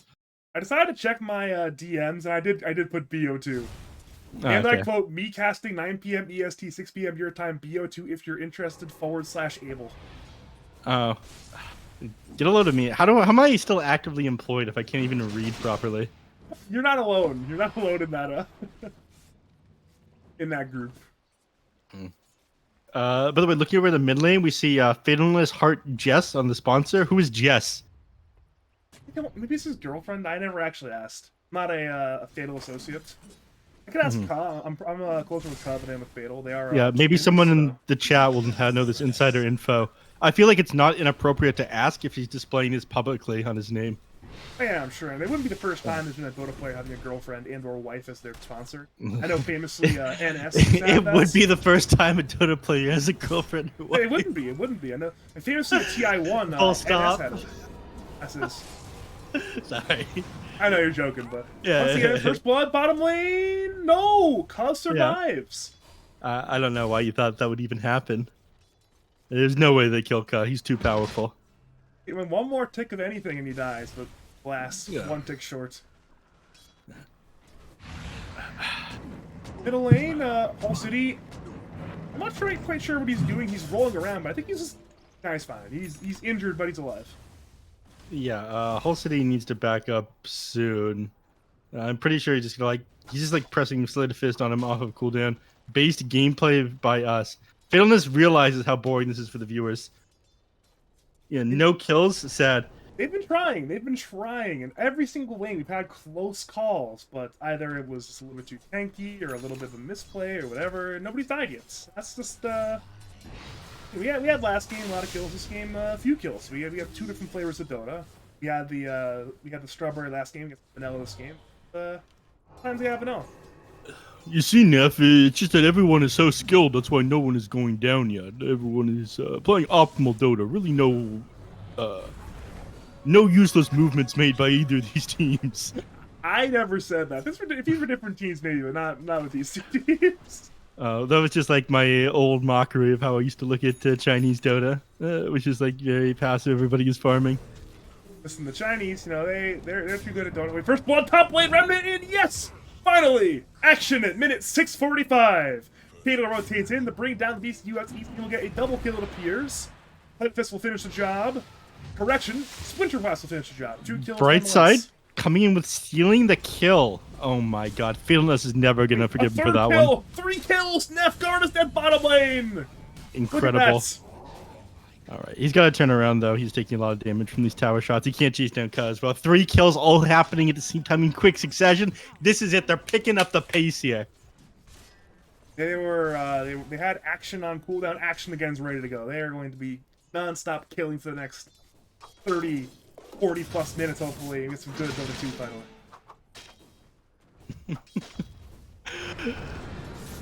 Alright, Whole City. He went too far forward here. He's just getting run up by Fatalness. He will swashbuckle away and Fatal. It's actually, he has one more remnant, just got it, but he will not re-engage. I think we'll be a bit short on damage anyways, so we are back to our not killing heroes again, it appears. So Levi is flirting around with Ka in the Radiant side jungle, Garda on the way. Levi jukes in the trees, but Levi will get tangled through by Sonagod's Quelling Blade, and that'll actually keep him alive. Good play there from Sonagod. Levi barely survives. Over the top lane to die by the beast. He goes east and chilling out for Brightside. Brightside tap HP, juking with the Arctic Burn in the trees. He'll TP, and it will work. There's no cancel. They're both on cooldown. So good awareness there by Happy Seal's very own Brightside, Mr. Typical North America himself, to get away at top lane. Wow. It's getting close to level 6 on Yellow as well. At that point, we might finally see a little bit more action here, Badger. I am not impressed with these players at the moment, though. I thought we'd see, you know, like blood in the streets here, given that cut ended up going Scorched Earth and Infernal Blade at level 2. But instead, it's been like nothing but passive farming. I don't know, man. T, he's decided to max out Conjure Image instead of Metamorphosis, just walked in the jungle, going for farm efficiency on the Terra Blade. And stat items as well. He's got no plans to fight into players. He's just like full rice farming strategy.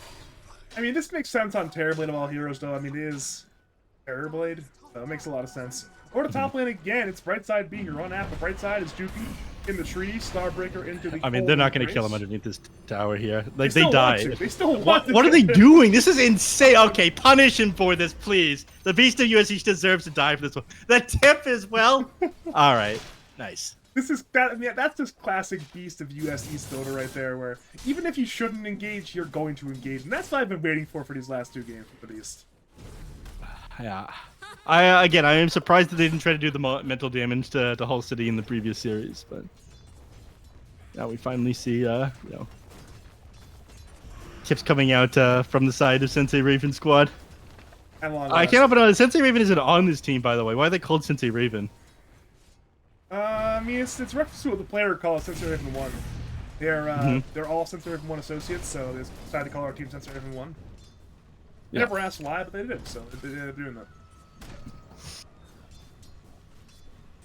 We have definitely seen dumber names in Lads, so I'm fine with this name. It's a fine name. What is the dumbest name that you've seen in Lads? Mitsu's Piss I'd Sippy.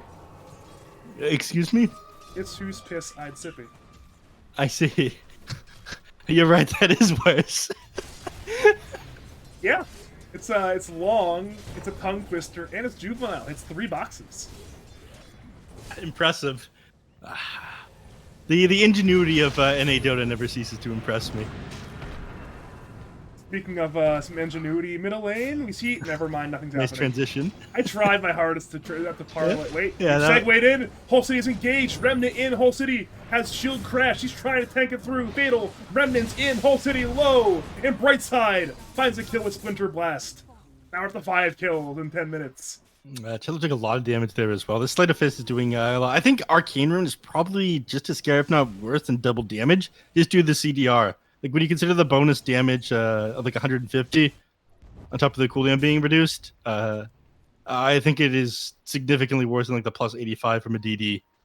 You have to be very careful of an Arcane Rune on Ember Spirit, so of course you end up dying when you approach him like that. God ends up getting the kill onto Levi, but it's just a Warlock. It's not important. This hero doesn't matter.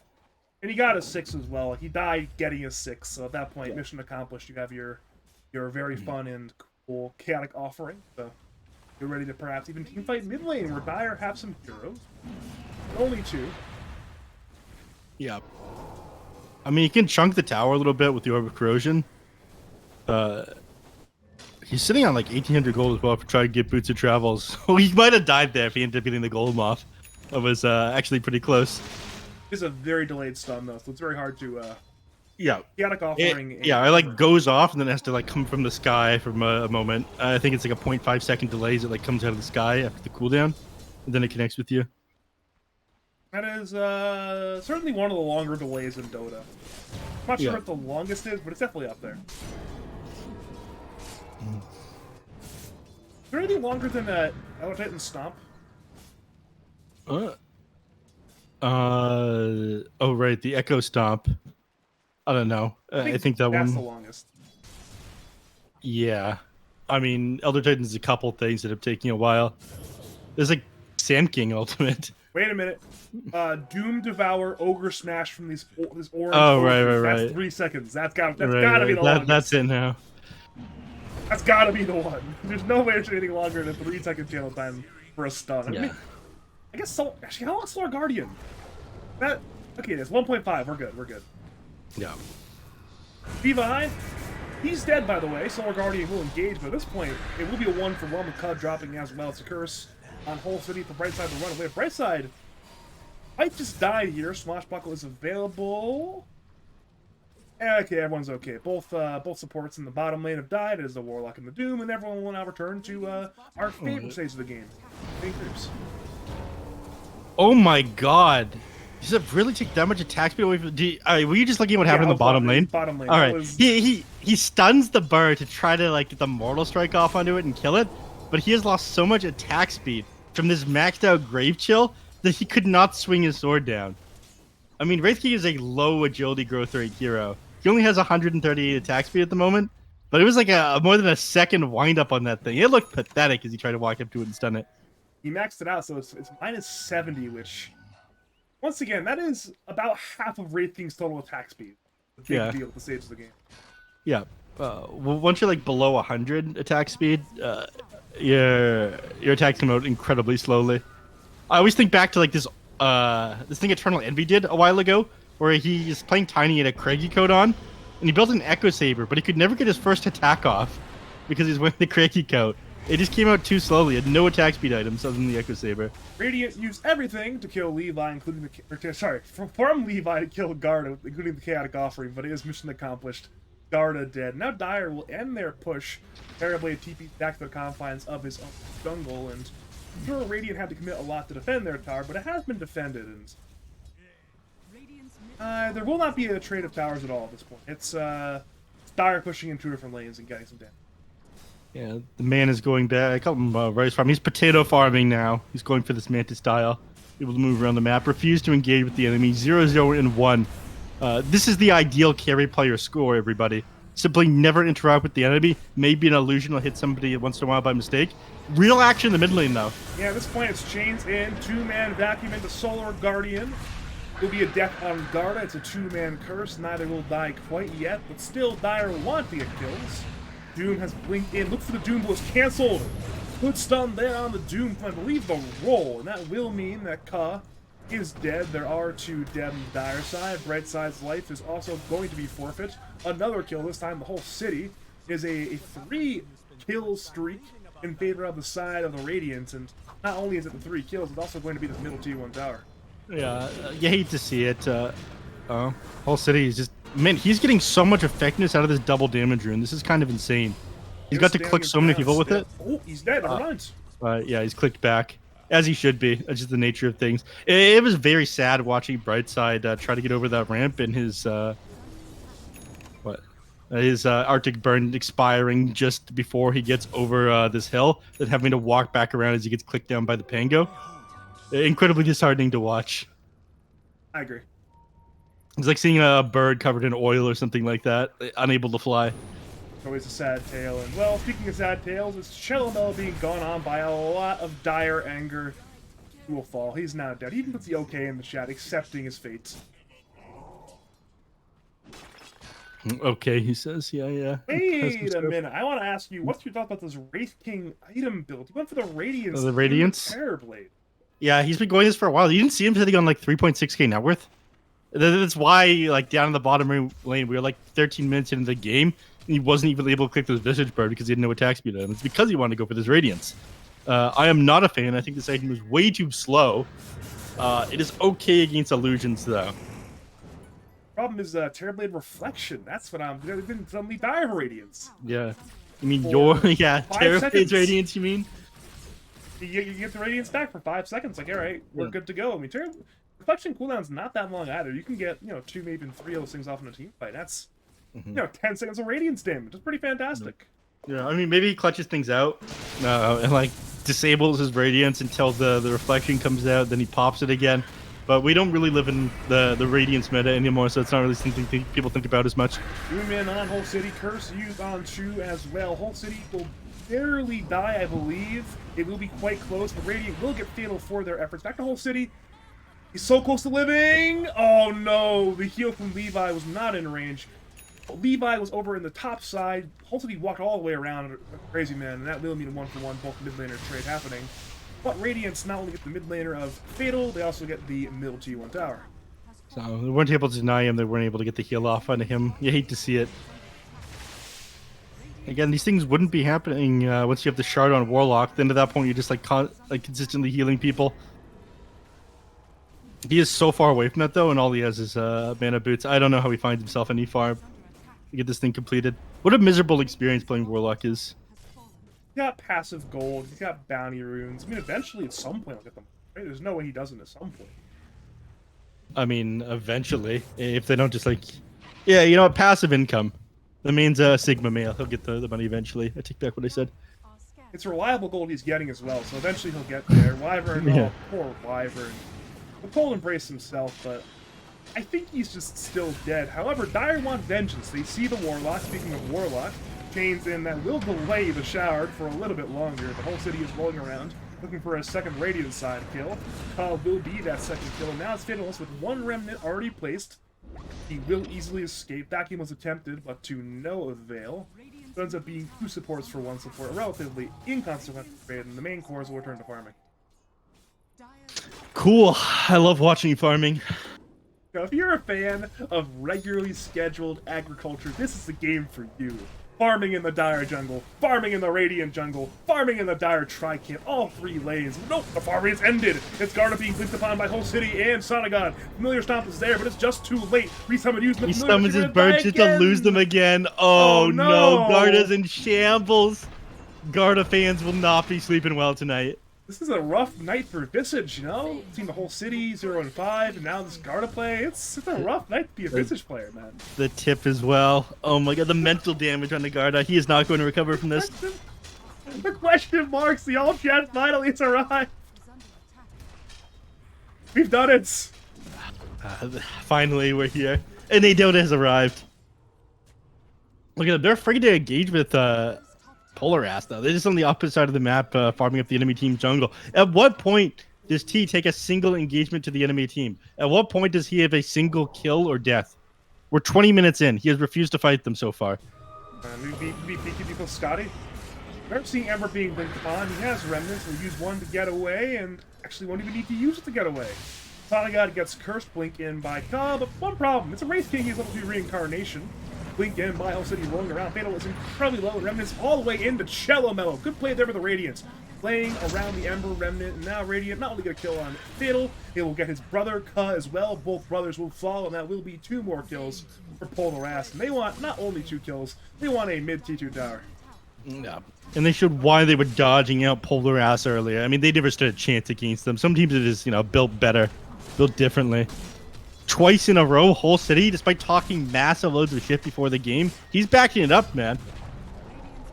Especially in this game, too, where Whole City's having a pretty good game on the Pangolier. Sure, it's 3 deaths, but he's had a lot of teamfight impact, a lot of damage. We're at the end of the game, the damage number is still pretty high for Whole City. Dude, just walking up high ground. Look at this psychopath. Sonic God, he doesn't fear anything. Certainly he should be a little bit afraid. Okay, he's blinking away now. Look at that confidence from that man, though. I guess usually you wait for the Aegis, but you know who has an Aegis built into his kit? Wraith King. Yep. This is true. I don't think they clear out Roshan very fast anyways. If they try to go for it right now, I'm pretty sure they just failed. Cello, you can't do this. I know you think you can, but you're wasting your time here. Yeah, they've got a good enough rush taking between the Lucky Shot, the Wraith King damage, the Warlock Wraith King's shot. got like 10 armor, and that's it. Unfortunately, Radiance doesn't affect him. Wraith King is just not going Oh, to get it hits. affects him now? They're It did. He going- missed the attack on the... He missed 2 attacks on the Wraith King just now. We're good. Incredible. They'll slowly kill Roshan, I guess. Eventually, No. right? How come he's not taking burn damage? The Roshan, in fact, is not taking burn damage. How come he gets the Radiance debuff, but... Huh? I don't actually know. Usually this is where I would ask someone like Logical, my interactions expert. I'm supposed to know this. I'm a professional Dota 2 analyst, as DPC. The thing is, you're not an interactions guy. You're. I am. You're, No. I'm old. I'm a boomer. I'm not good for anything anymore. Yeah, I was right. Place the debuff on Roshan, but only applies the blind tomb. Does not deal damage to Roshan. I was correct the first time. It does not deal damage to Roshan. Funny part is I was going to gas you up and then you cut yourself off like, nah, that's me. I'm the interactions guy. That's what I was supposed to. I was the interactions guy once upon a time. You're the communicator guy now. You communicate words. You keep the people entertained. You keep the conversation. Oh no, flowing. I've gone from an analyst to a color commentator. This is where my career goes to die. You feel the dead air now. Oh no. Listen, even if your career ends, I'll still love you now. Oh. Oh god, I can hear that. I can hear the sadness in your voice. I open up the face cams again. I'm like, oh god, the sadness in your face. I'm sorry for hurting you, Neph. I'm sorry for hurting you. Laptop gaming V tough. We are back, luckily, from the pause. Radiant remain in the Roshan pit with 2 heroes. The Dire is smoking right on over. Both teams are aware. Blink away by Sonic. Blink pit. What a fantastic blink away, but in comes T. Meta pop. Reincarnate has been lost. Radiant engaged. Back. Only on 2. Curse. Cancels the wall. Solar Guardian. 2 right now. 3-man curse. The beast low. The wall dropped. The beast actually is... No, he's disconnected again! Oh no, the Pangolier disconnected in the middle. Look where he is in this fight as well. He is not going to be able to get a good ultimate off. Even when he reconnects, there's no way his shield crash comes off fast enough from like get up the wall and onto these heroes, I don't think. It is an incredibly rough time to pause.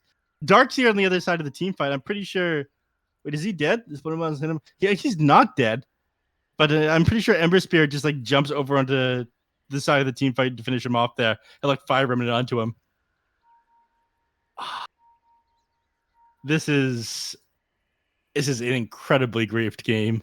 This is an incredibly griefed team fight.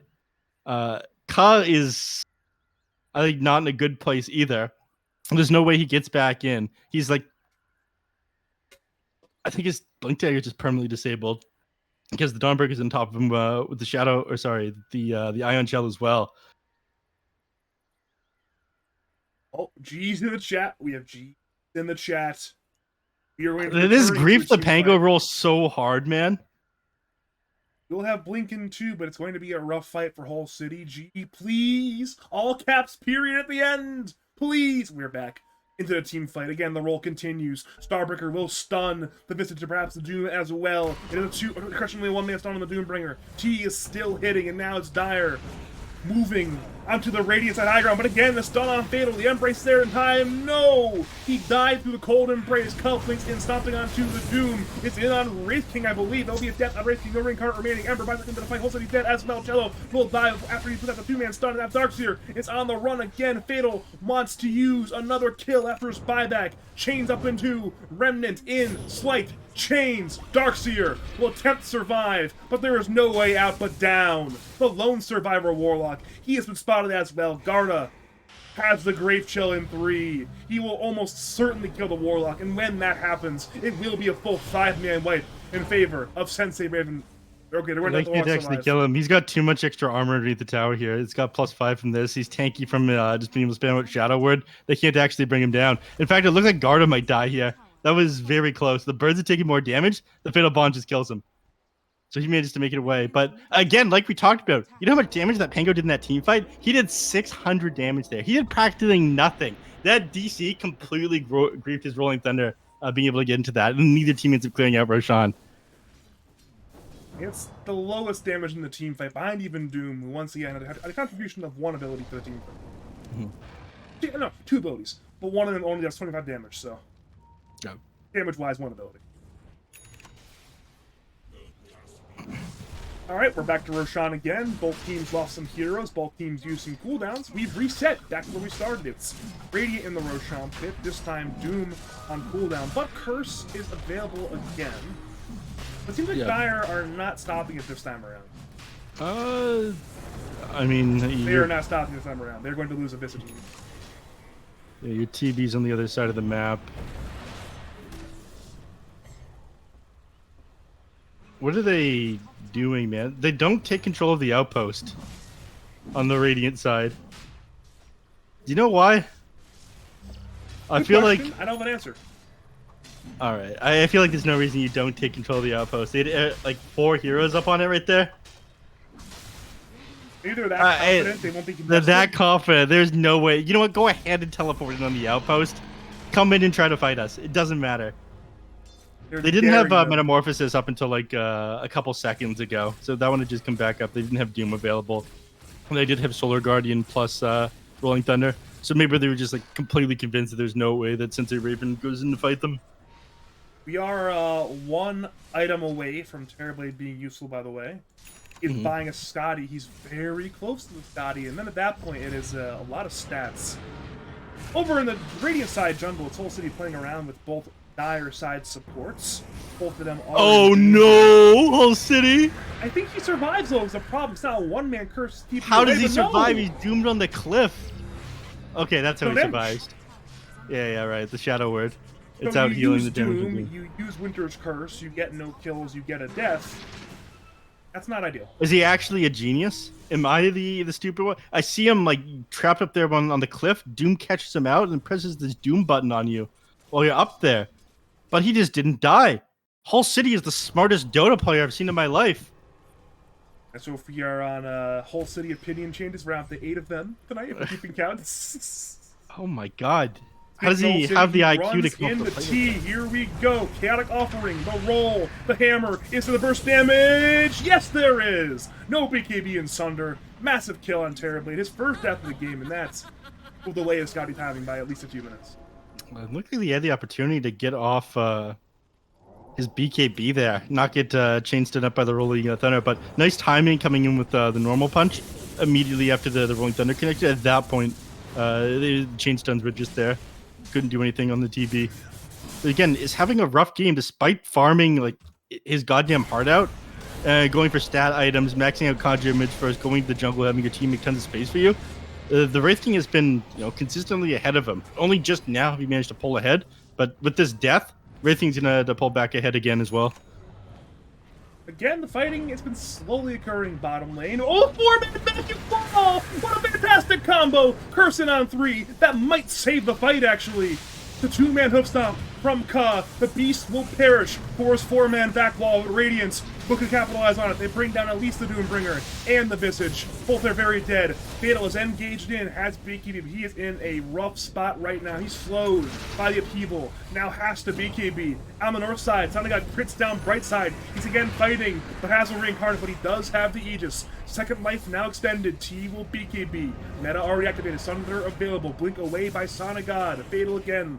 Looks to Levi. He kills the Warlock. And now, further to the north side, Cello will TP away back to the south side. Whole City again being changed in by Fatal.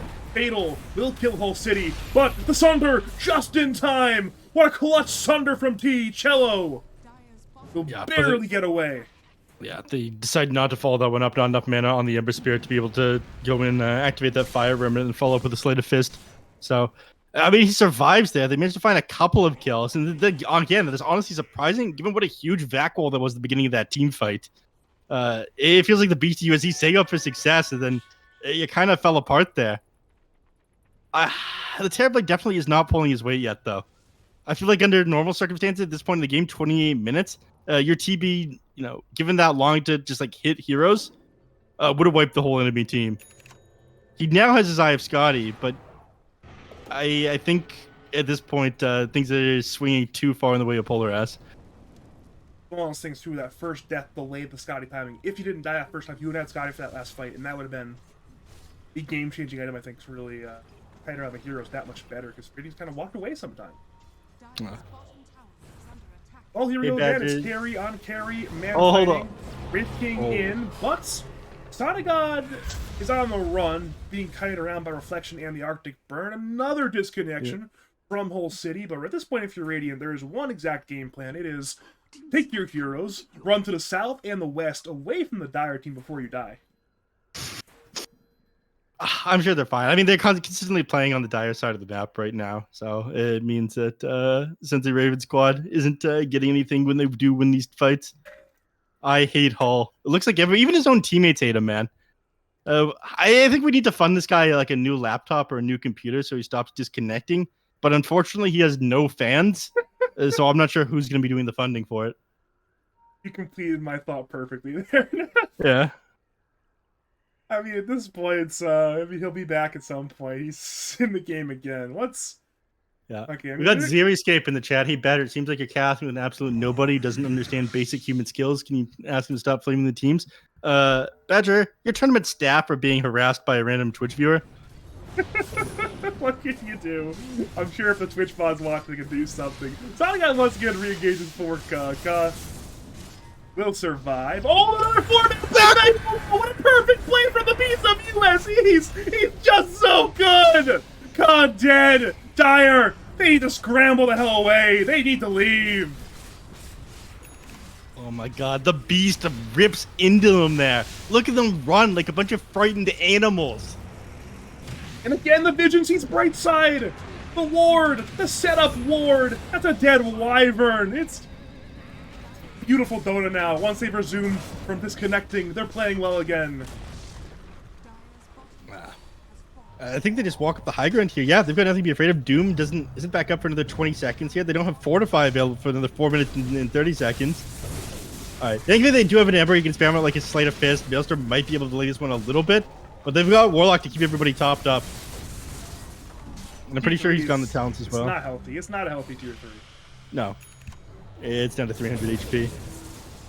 Fable has left the base technically, but Radiant are waiting for their wave, perhaps? Perhaps not. No, they believe. Yeah, Widow Wyvern's about to be back up. You know, ultimates are starting to become available again. You're going to be fighting into like Metamorphosis, BKB, Widow Wyvern ultimate soon.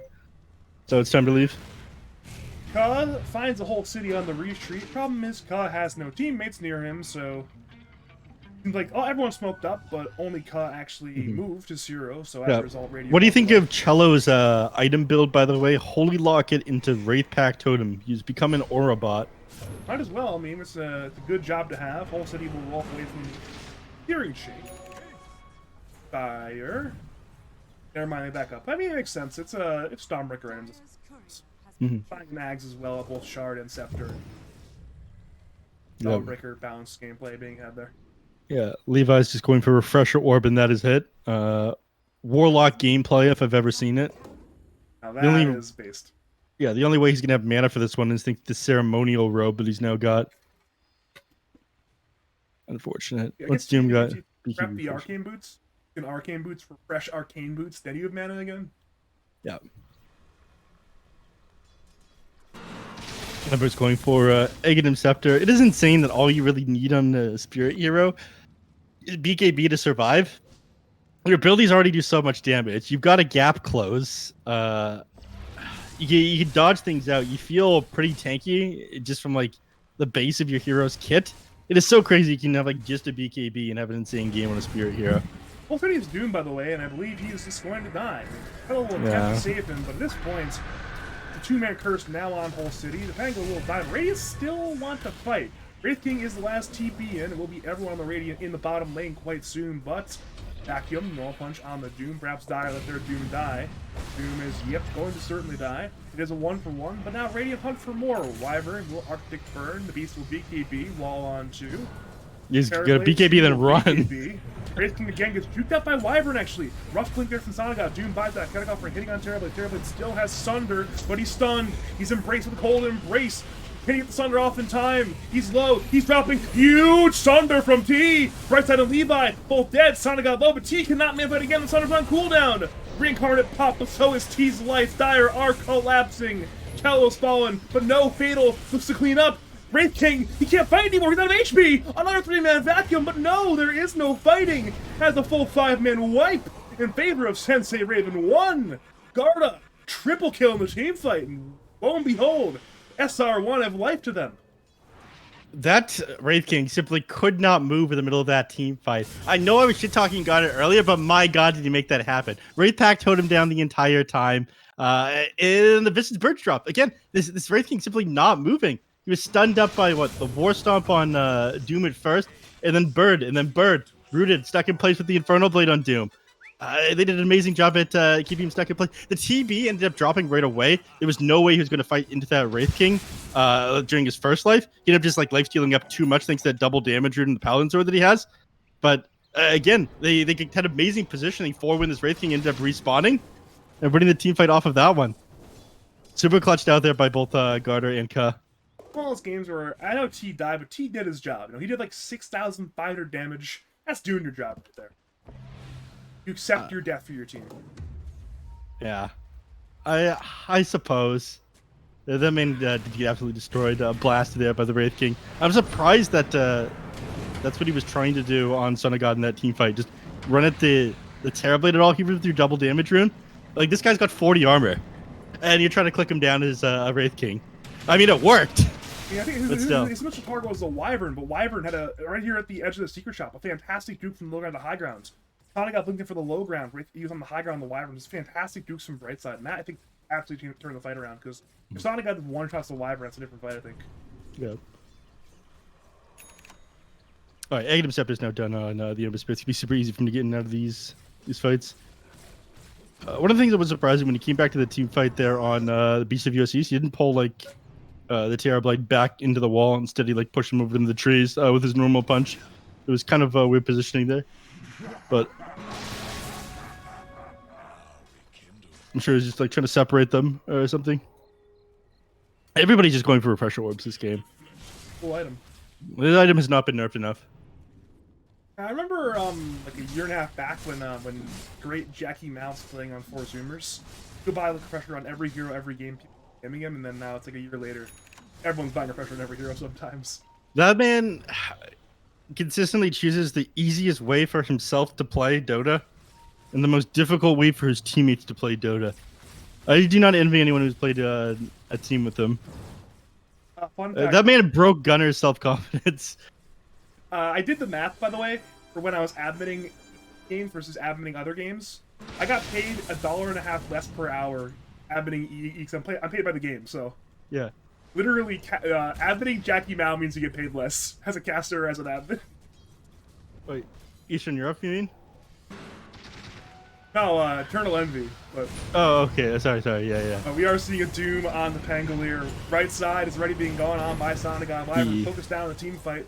Wait, turns around the curse actually. Right side is alive. Whole city is dead. Wraith King has 2 lives. One of them is most certainly forfeit. His teammates are not in range to save him. Yeah, they need to leave. There's no way out but death. 2 cores dead. Wraith King has buyback. Pangolier does not, which will mean the all-important second Roshan of the game will be forfeit to the side of SenseiRaven1. Yeah, Egg Shard to go their way as well. I'm pretty sure they already have this on most of the heroes on their team. They'll probably just pick it up on Terrorblade. I mean, Demon Zeal just means like more damage output. It wouldn't be too bad on Brightside in order to like shove waves from this side of the map. But I think T's gonna take it. I like Wyvern Shard a lot, but unfortunately, wait, we're seeing another Beast of US East. No, he's leaving. He needs to leave. He should leave, you're saying. Yeah, he should leave. And unfortunately, the Shard did go to Terrorblade, even though the Wyvern Shard's probably just better, but unfortunately, Wyvern is a 5, and Terrorblade is a carry, so Terrorblade gets the Shard. Yeah. You know, it's a little brother situation. Yeah, you can have this when I'm done with it. And in this case, that'll be never. You'll It's never not be like done with the Terrorblade can farm 1.4k gold. Wyvern, I guess, can farm 1.4k gold, but it's a lot harder. Look at the net worth difference. It's easier once he's got the 23K to shard. 7K. Bottom lane, not quite sure what Kala's up to, but at this point, he is certainly in danger. He BKBs. He blink He can away blink. in time. Yes, he can. Because he had no TP. He had to blink away there. Got off in time. Yeah. Fatalness is coming as well. But I'm pretty sure the side of Polar Ass just ends up walking away. Alright, the last gank didn't work, but now they're smoked up and running at them. Now they know like it is both Ember Spirit and Doom that are on that side of the map, but this should be free kills if they catch somebody out. And we begin with a free kill on Wyvern. No Embrace, no Blink. Wait, she buys back. They want to fight this. Ember has arrived to the fight looking for Sonic. Reincarnate is available again. Back wall this time on 2, but it is Terrorblade included. Thor Guardian to bring Guardian to the fight. Catech offering there only on T, but T. Oh, a rough Sunder. He could not heal very much. Warlock dies. Buys back. Whole city's in the middle of 2 more core heroes. Another 2-man vacuum wall. Terrorblade. Oh my God. His own illusions are killing him. The curse on 2 includes T the illusions actually. So Darkseer will die. Again is dead. Fatal is fighting. He'll Remnant through as Sonic is being kited in the backlines once again. Remnant all the way through, all the way around town. But again, the Darkseer illusions are killing Fatalness. Oh no, and now it's Radiance again pursuing forward. Dire must leave. Garda will Grave Chill away, but again, the game is swinging back the other direction. The only saving grace to that team fight is the fact that you were on the other side of it on Son of God, tried to catch TB as exiting the team fight and couldn't manage to connect with them. But that was such a sick initiation there from BC USCs. I see why this guy ended up picking the Darkseer, man. I'm not a big fan of this hero, but he's destroying the TV the later this goes. You have to be super afraid of these illusions. His refresh orb is on cooldown as is BKB, so I'm not sure their ability to keep up with this push here. In fact, you could just like turn this around if you buy back on the Ember Spear, as you've got like Metamorphosis up now on TB. It'd be a little bit careful with this push. But Garda tried to go on Chillinello just to distract the Radiant, and it did for about 5 seconds. And now Chell is ignoring the Visage entirely. Radiant focus high ground. It's a dead TP power. Again, Reflection's being used, giving the Radiance buff to the Dire. Whole City rolls up, he's just chilling, and now Radiance have no wave for another about 15 seconds. Yeah, they'll have to walk away. It's not worth it. They'll be able to clear it out pretty easily with the Winter Wyvern. Just spamming out the Splinter Blast. So they're back. And yeah, they've neglected tier 4 neutral items as well. Time this relic is pretty big. They'll pass that one over to the Pangolier, almost certainly. Please pass it over to the Pangolier. Debuff time, very good. We are waiting for it. In a minute, the team fight begins again. She will be KB. Whole City rolls, looking for the wave area in the back. He didn't get up over the cliff. Curse only on one. Shallow Dead Sunny again is being kited around by Brightside. T again is looking at somebody, but he can't anybody now. It's a carry-on-carry man fights. What is going on? I think you. Not the man fights. BKB again from Cobb. Radiant are splitting entirely. Everyone's on the run, but the Beast comes in again. The two-man vacuum wall into the punch. T is dying to the illusions. He goes down to the back of the Pangolier. Oh no! Right side as well. Another huge play from the Beast of US East. And again, now it's Ka on the run. It's BKB. It's ending quite soon, but he's trying to run down Whole City as the Beast gets run down by Garda. Ka with the Infernal Blade will kill Whole City. The Bash could not save his life, and again, it cost Dire the most important buyback in the game, but it is a one-team fight. It is. As long as they can get something off of this, something more than just this team fight, they needed to turn this into an objective. Then they're fine. You end up losing T again, the game is just over. That was an incredibly unfortunate. Did you see where Visage was at the beginning of that team fight? I don't remember. Where was he? He was on the cliff. The man activated Silent to the Grave. He ended up clicking down this Dawnbreaker who was trying to get like up the hill with Celestial Hammer. It did get the kill on the Dawnbreaker. But he got himself stuck up on the cliff for like 10-15 seconds of that last team fight. And that's why you were caught by yourself on Terrorblade. No damage was happening because the Visage just wasn't there. He couldn't be there. He had nothing to get him back down to the low ground afterwards. Big scan from Dire. Sonagot has BKB on cooldown. Is there detection? There's dust on Garda. Sonagot has no way out but death, and he will die twice here, it appears. One life lost, but BKB's still on cooldown. The BKB they're coming in handy. If this is pre-nerf BKB, he'd be fine right now, but no! He's going to die twice. Luckily, though, he does have the buyback. It will not be Great Thing caught with no pants down. I butchered that. I butchered that one, but it's okay. Caught with no pants down. Caught with the pants down. Is that what you mean to say? I thought I was going for. I just. We'll move on from there. Move on from there. Yeah. What can you do? What can you do? We are looking again at objective time. It's T tower top lane. T is there, and eventually creeps will join him, and then at that point, the Terrorblade will eviscerate the tower. Yep. Pango will be back up by the time that they're breaching tier 3s, though. Wraith King can just buy back in the game. And again, you put yourself too far forward on this Terrorblade, you just straight up lose the game because you're down for 120 seconds. Dude, the Beast has no fear. He just walks into Visage like that in the way. Yeah. He has no fear. I mean, you've seen this guy blinks forward onto Terrorblade. The man absolutely has no fear. He needs to in order to make these initiations possible. T is being careful, as he should be here. If he sits on the high ground, he dies and they lose the game. One concern, though, is if they play it slow, then they won't force out Sonagod's buyback, which means T will not have his buyback, but Sonagod will. So no matter what you do, you die on something. So sure, you don't die on the TB. Don't force out the accompanying other carry buyback. Yep. Looks like they get not nearly enough off of this one. Do you think the next Roshan's gonna? I'm thinking the next Roshan's gonna decide the game. They're probably gonna take a fight around the pit, and that's going to be what decides this game. On Radiance Mind, even though Roshan cannot be alive yet, they still scan the Roshan pit. They know the importance of that third Roshan. Yeah. Nobody had a timer. Unfortunate. Look out from Radiant, looking for Noob Fatal. check, am I right? Noob check indeed. Fatal might get gone upon here. It's a normal punch into Chaotic Offering into the roll. No, they didn't lock him down properly! What?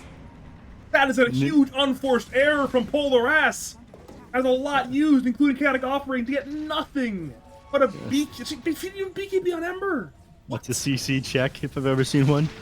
Yeah, you said noob check and I was laughing. That too is a noob check. Now Sonic will blink in for cut. Speaking of the one man curse already there on the Wraith King. Wraith King is being isolated for the time being, kited around again. Warlock, new target of Fatal. Sonic will crit down. Oh! But the Doom is there in time onto the Wraith King. Polar Guardian, the Doom of the Doombringer. But again, Radiance, move to Ember, who BKB's Doom, buys back, blink in, wall only on one. The beast this time being right down by T. To refresh, but it's too late. Darkseer 2 is down. Sonic will now lose Reincarnate. The Radiant are beginning to simply be kited around, but Scotty Terrorblade, Cello barely gets away for the time being, but Dire will blink and slam down Dawnbreaker's life. Back wall there on two. Dawnbreaker still alive somehow. Fatal low. Brightside low. Everybody dropping low. The beast bought back. He's very low as well, but he survives. Brightside dead. Whole city buckling through. Sonic got blinking in, but no, cannot find the Ember in time. Now it's a Doom on Pangolier. The Pangolier will drop. He does have a buyback. So now again, it's a 4v4 team fight. Sonic got on the east side and Dire know it. Remnant in. Ooh, dangerous territory for Sonic. He does get away though, and now with the roll from Hell City, the Dire temporarily back off. It looked like Hull City wanted to continue to chase that one, but I guess they were just hesitant to go in with the Ember Spirit back. Again, you doom Hull City, or you doom the Pango, who just about has the Rolling Thunder off of cooldown. They think, okay, great, I'm able to just like buy back and fight into you immediately after this. But they opt to let them walk away. I guess they're just concerned about losing a team fight that close to their base and realizing the game will just be over if that happens. So lack of confidence there from Polar Ash. Hopefully it doesn't bite them in the ass. Wait, oh no, they walk into Roshan. It's not alive. They're going to leave. 8 Roshan's going seconds to left. spawn right afterwards. Oh Yeah, no. 5 more That's seconds. What can you do? a real what can you do moment right there. And now it's Garda. He's drawing attention, but I don't think he's drawing enough damage to kill him. He's just being a visit to the Ag, so he's fine. And now Roshan's here, but Radiant don't know that. They're not in the pit anymore, so that's where you have Warlock to stay in the pit perpetually. But at this point, it's too late. You've lost the opportunity to get a free Roshan. Dire can contest it again. Both teams just bought a gem, by the way. Chelamel bought one on the Dawnbreaker, and Cub bought one on the Doombringer. So there's multiple gems in action. Everyone's just the same person. Everyone has blink daggers. Everyone has gems, BKBs, refresher orbs. There is no freedom of thought in Dota. Everyone says that this is an incredibly complex game. It's simply not true. Badger. Hey, think about it, right? If you looked at, say, like a fission reactor, it's very complicated. Not very original, though, is it? It's no. time. Curse now on one. The Wraith King hopefully will roll through, rolling in towards Brightside. Brightside, again, is stunned.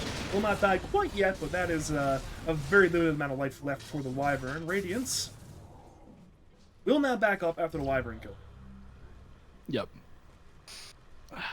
Oh, not much happening off of that one. Okay, Cello is going to be the one to get out of Roshan. Now we're finally going to see some real action. This is going to be the fight that decides the game, Badger.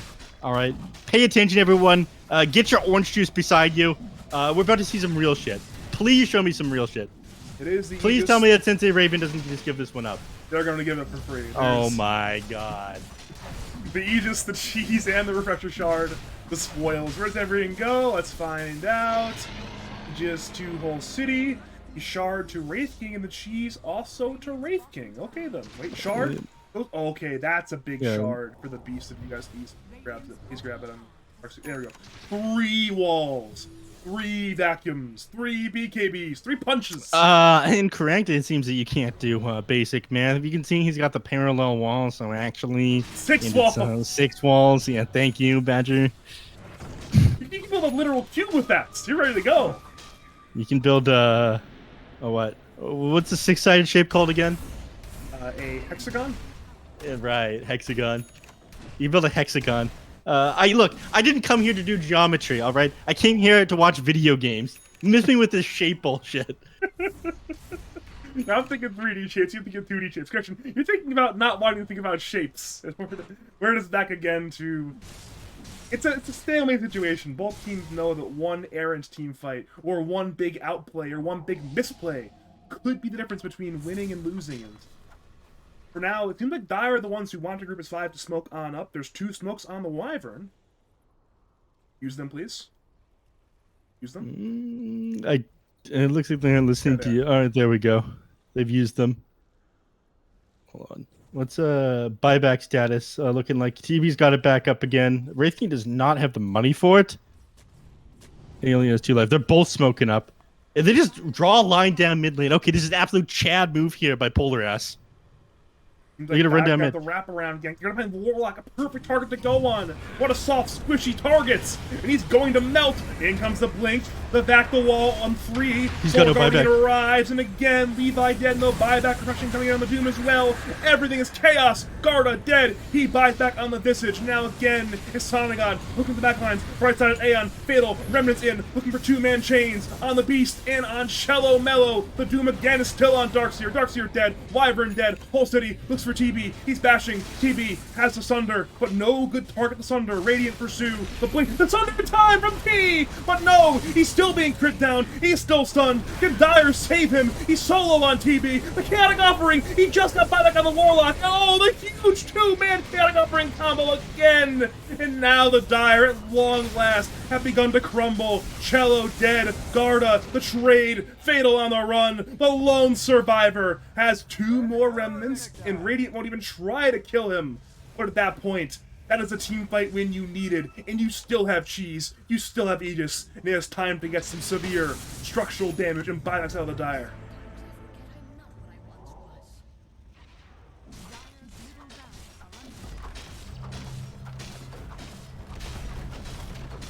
Here we go again, it's time to go high ground fully. Another Axe dead, thrown the targets. Fatal. Okay. Killed the wave. There's still these units. He can't kill them. He actually They're not can't kill buying the back on the units. TB. He needs to buy back. They're just trying to bait them as far into the base as they can. But now, yeah, he realizes he has to buy back. The only reason they end up even like winning that fight on Polar Ass is because the Warlock ended up getting enough assist gold from his level 20 talent of his golden summoning on death to get gold to buy back into the game. Otherwise, there's no way they win that fight. What gave him the money? Yeah, he was so far from buyback, but his golem just like dropping down on the heroes that kill. Don't get me wrong, there was an ideal initiation from them. Like they ended up getting the target on the backline that's just Warlock, who bought out this refresher orb. He is absolutely perfect for them. But if they lose a couple of heroes, it ends up being enough for Warlock to get back into the game. So we are still not over here. We are. Look, I know we mentioned in buyback status before. We're down to 2. Never mind, 1. We had 2 buybacks. Sonagod bought something. I think a TP scroll or something. I'm not exactly sure what it was. It was the Overlink Blink recipe. Now there's only... Okay, now there's once again 1 buyback on both teams. 1 on Ember, 1 on Wraith King. The other 8 are on cooldown for various degrees, from 30 seconds to 6.5 minutes. So it's... I mean, you were lamenting how boring the early game was, but they were building up the tension for this late game scenario. Yeah, Minute these 52. are true entertainment professionals here. These guys know how to build a storyline. Incredible stuff. These aren't just Dota 2 gamers. I mean, you sign these people up for WWE. Put them in the Marvel Cinematic Universe. Okay? Oh, you're killing me. You're killing me. Badger forcing a laugh so things aren't awkward. Thank you, Badger. No, actually, I was laughing. I had a better laugh as well, but I used push to talk, so the stream heard it, but you couldn't hear it. Right. I tried to laugh again, but alas, the second laugh was not as good as the first one. Mm. I had water in my hands. It's important to stay hydrated. Because you were crying at how SenseiRaven ended up losing that last team fight, right? We'll go with that one, sure. It's not true, but we'll go with it. Nice. Dire want to play Dota 2. They're in Radiant jungle to play Dota 2. Problem is Radiant. So you know what? We don't like our jungle anymore. Let's go not be there. So they're just not gonna play Dota 2 there. Yep. I mean, they'd still have to fight to Cheese. I guess they're worried about the Wraith King buyback as well. The Wraith King and the Darkseer are now your 2 biggest issues. Enemy team. It is crazy how Pangolier isn't the most big issue, but I think he's like starting to become a problem. We've got reasonable amount of lockdown for this guy. Just from like the Visage Birds, the Winter Wyvern stuns. It doesn't get worse when he's level 25. But again, it is a big issue when this Darkseer is like jumps on your TB from outside the team fight and gets like a double back wall off onto you. So they can never give up too much vision to Polar Ass. They straight up lose the team fights. The initiation power from Polar Ass is just so much better than SenseiRaven. Point now where it's again an incredibly close game state. Kaw has Ninja Gear, wants to go in, find the right target, but Radiant will not give him a target. They know the stakes. It's a smoke now. Terrorblade and Wyvern also smokes. Popped on Ka. Okay. I mean, that's the worst target for them. The Wraith King who's got buyback available. Like, he gets back up, he stuns your entire team when you hit him. The first time you pop him. I'm kind of surprised that he's going for this overwhelming blink right now instead of a refresher orb. Like, yeah, third life with level 25 talent, it'd be pretty big. Like a Swift Blink, I think, would be more Yeah. good this game. We're seeing a Blink stun there on Doom, and this tops Doom. Then on the Wraith King, refresh, 2-man curse, where the That's other a going lot to to go. use on Wraith King. I will now Doom with Pangolier. So Pangolin, Wraith King, both Doom. Cello arrives. T will attempt the meta and fight. There's once again 2 walls in the back line. Wraith King still has 2 lines, and of course one of them will be lost. Again, it's Dire, splitting their attention with multiple targets. T is man fighting, hitting the Darkseer, but again, at this point, it's absolute chaos in the walls. Nightmare's on the way. It's not like actually will lose a second life, but he does have the buyback once again. Wait, it's only the first life, actually. Wait, it's the Ags! The Ags keeping him alive! He's still man fighting! T is dead! The Ags coming in clutch! Doom, Wraith King, both buyback, but Wyvern cannot. Terrorblade cannot. Radiant, they're still standing their ground, knowing they have more buybacks. The Vistas will die. No buyback. 2 more on the run. It's both brothers back against the world. Ka will attempt the run, but he too has no buyback. It's only Thanos, and they know it's over. They have called the GG. And Polar Ass, in 55 minutes, take the series 2-0. That was insane final team fight. The TB, despite how much damage he did, despite how much life stealing he had, he just couldn't keep up with everything the Darkseer. Hell, my computer could barely keep up with that one. I was lagging in the middle of that team fight from how many summon units were there from the Darkseer. I think he ended up taking like 6,400 damage there at the end. There were so many illusions of him, and he couldn't actually finish off the Darkseer either, because you're just dealing with him on Surge. He's weaving in and out of these fights. I was surprised that they last picked the Beast of the US East this hero, but I can see why now. He was the perfect counter to T in the late game. Man was just built differently. It really was. And I mean, this was just, it's a pretty good series. I mean, game 1 certainly not as good as game 2, but game 2 delivered. We got to have a fantastic crescendo to our Dota 2 action. Yeah, absolutely. Everyone, I feel like, had a chance to shine in this game as well.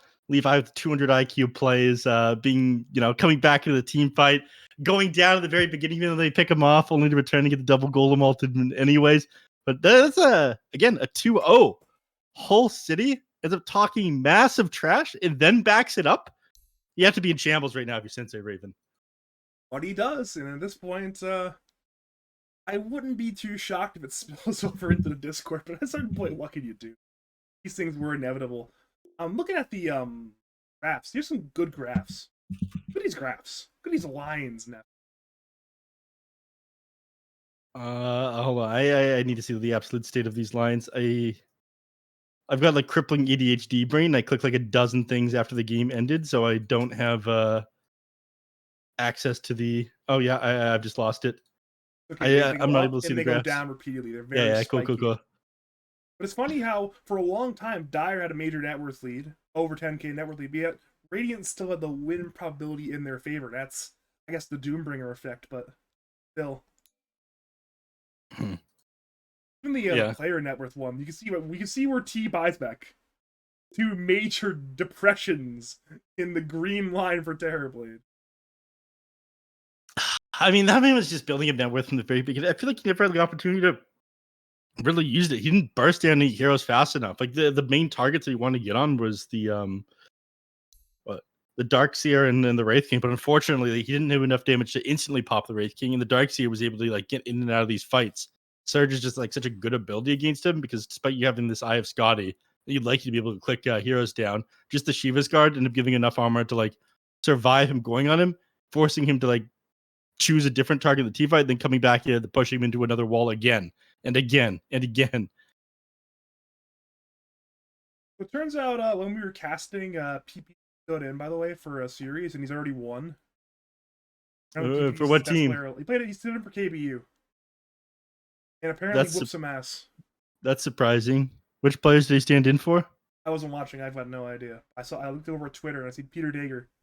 Playing for KBU. Next tweet. Like riding a bike. Next tweet. Back to retired.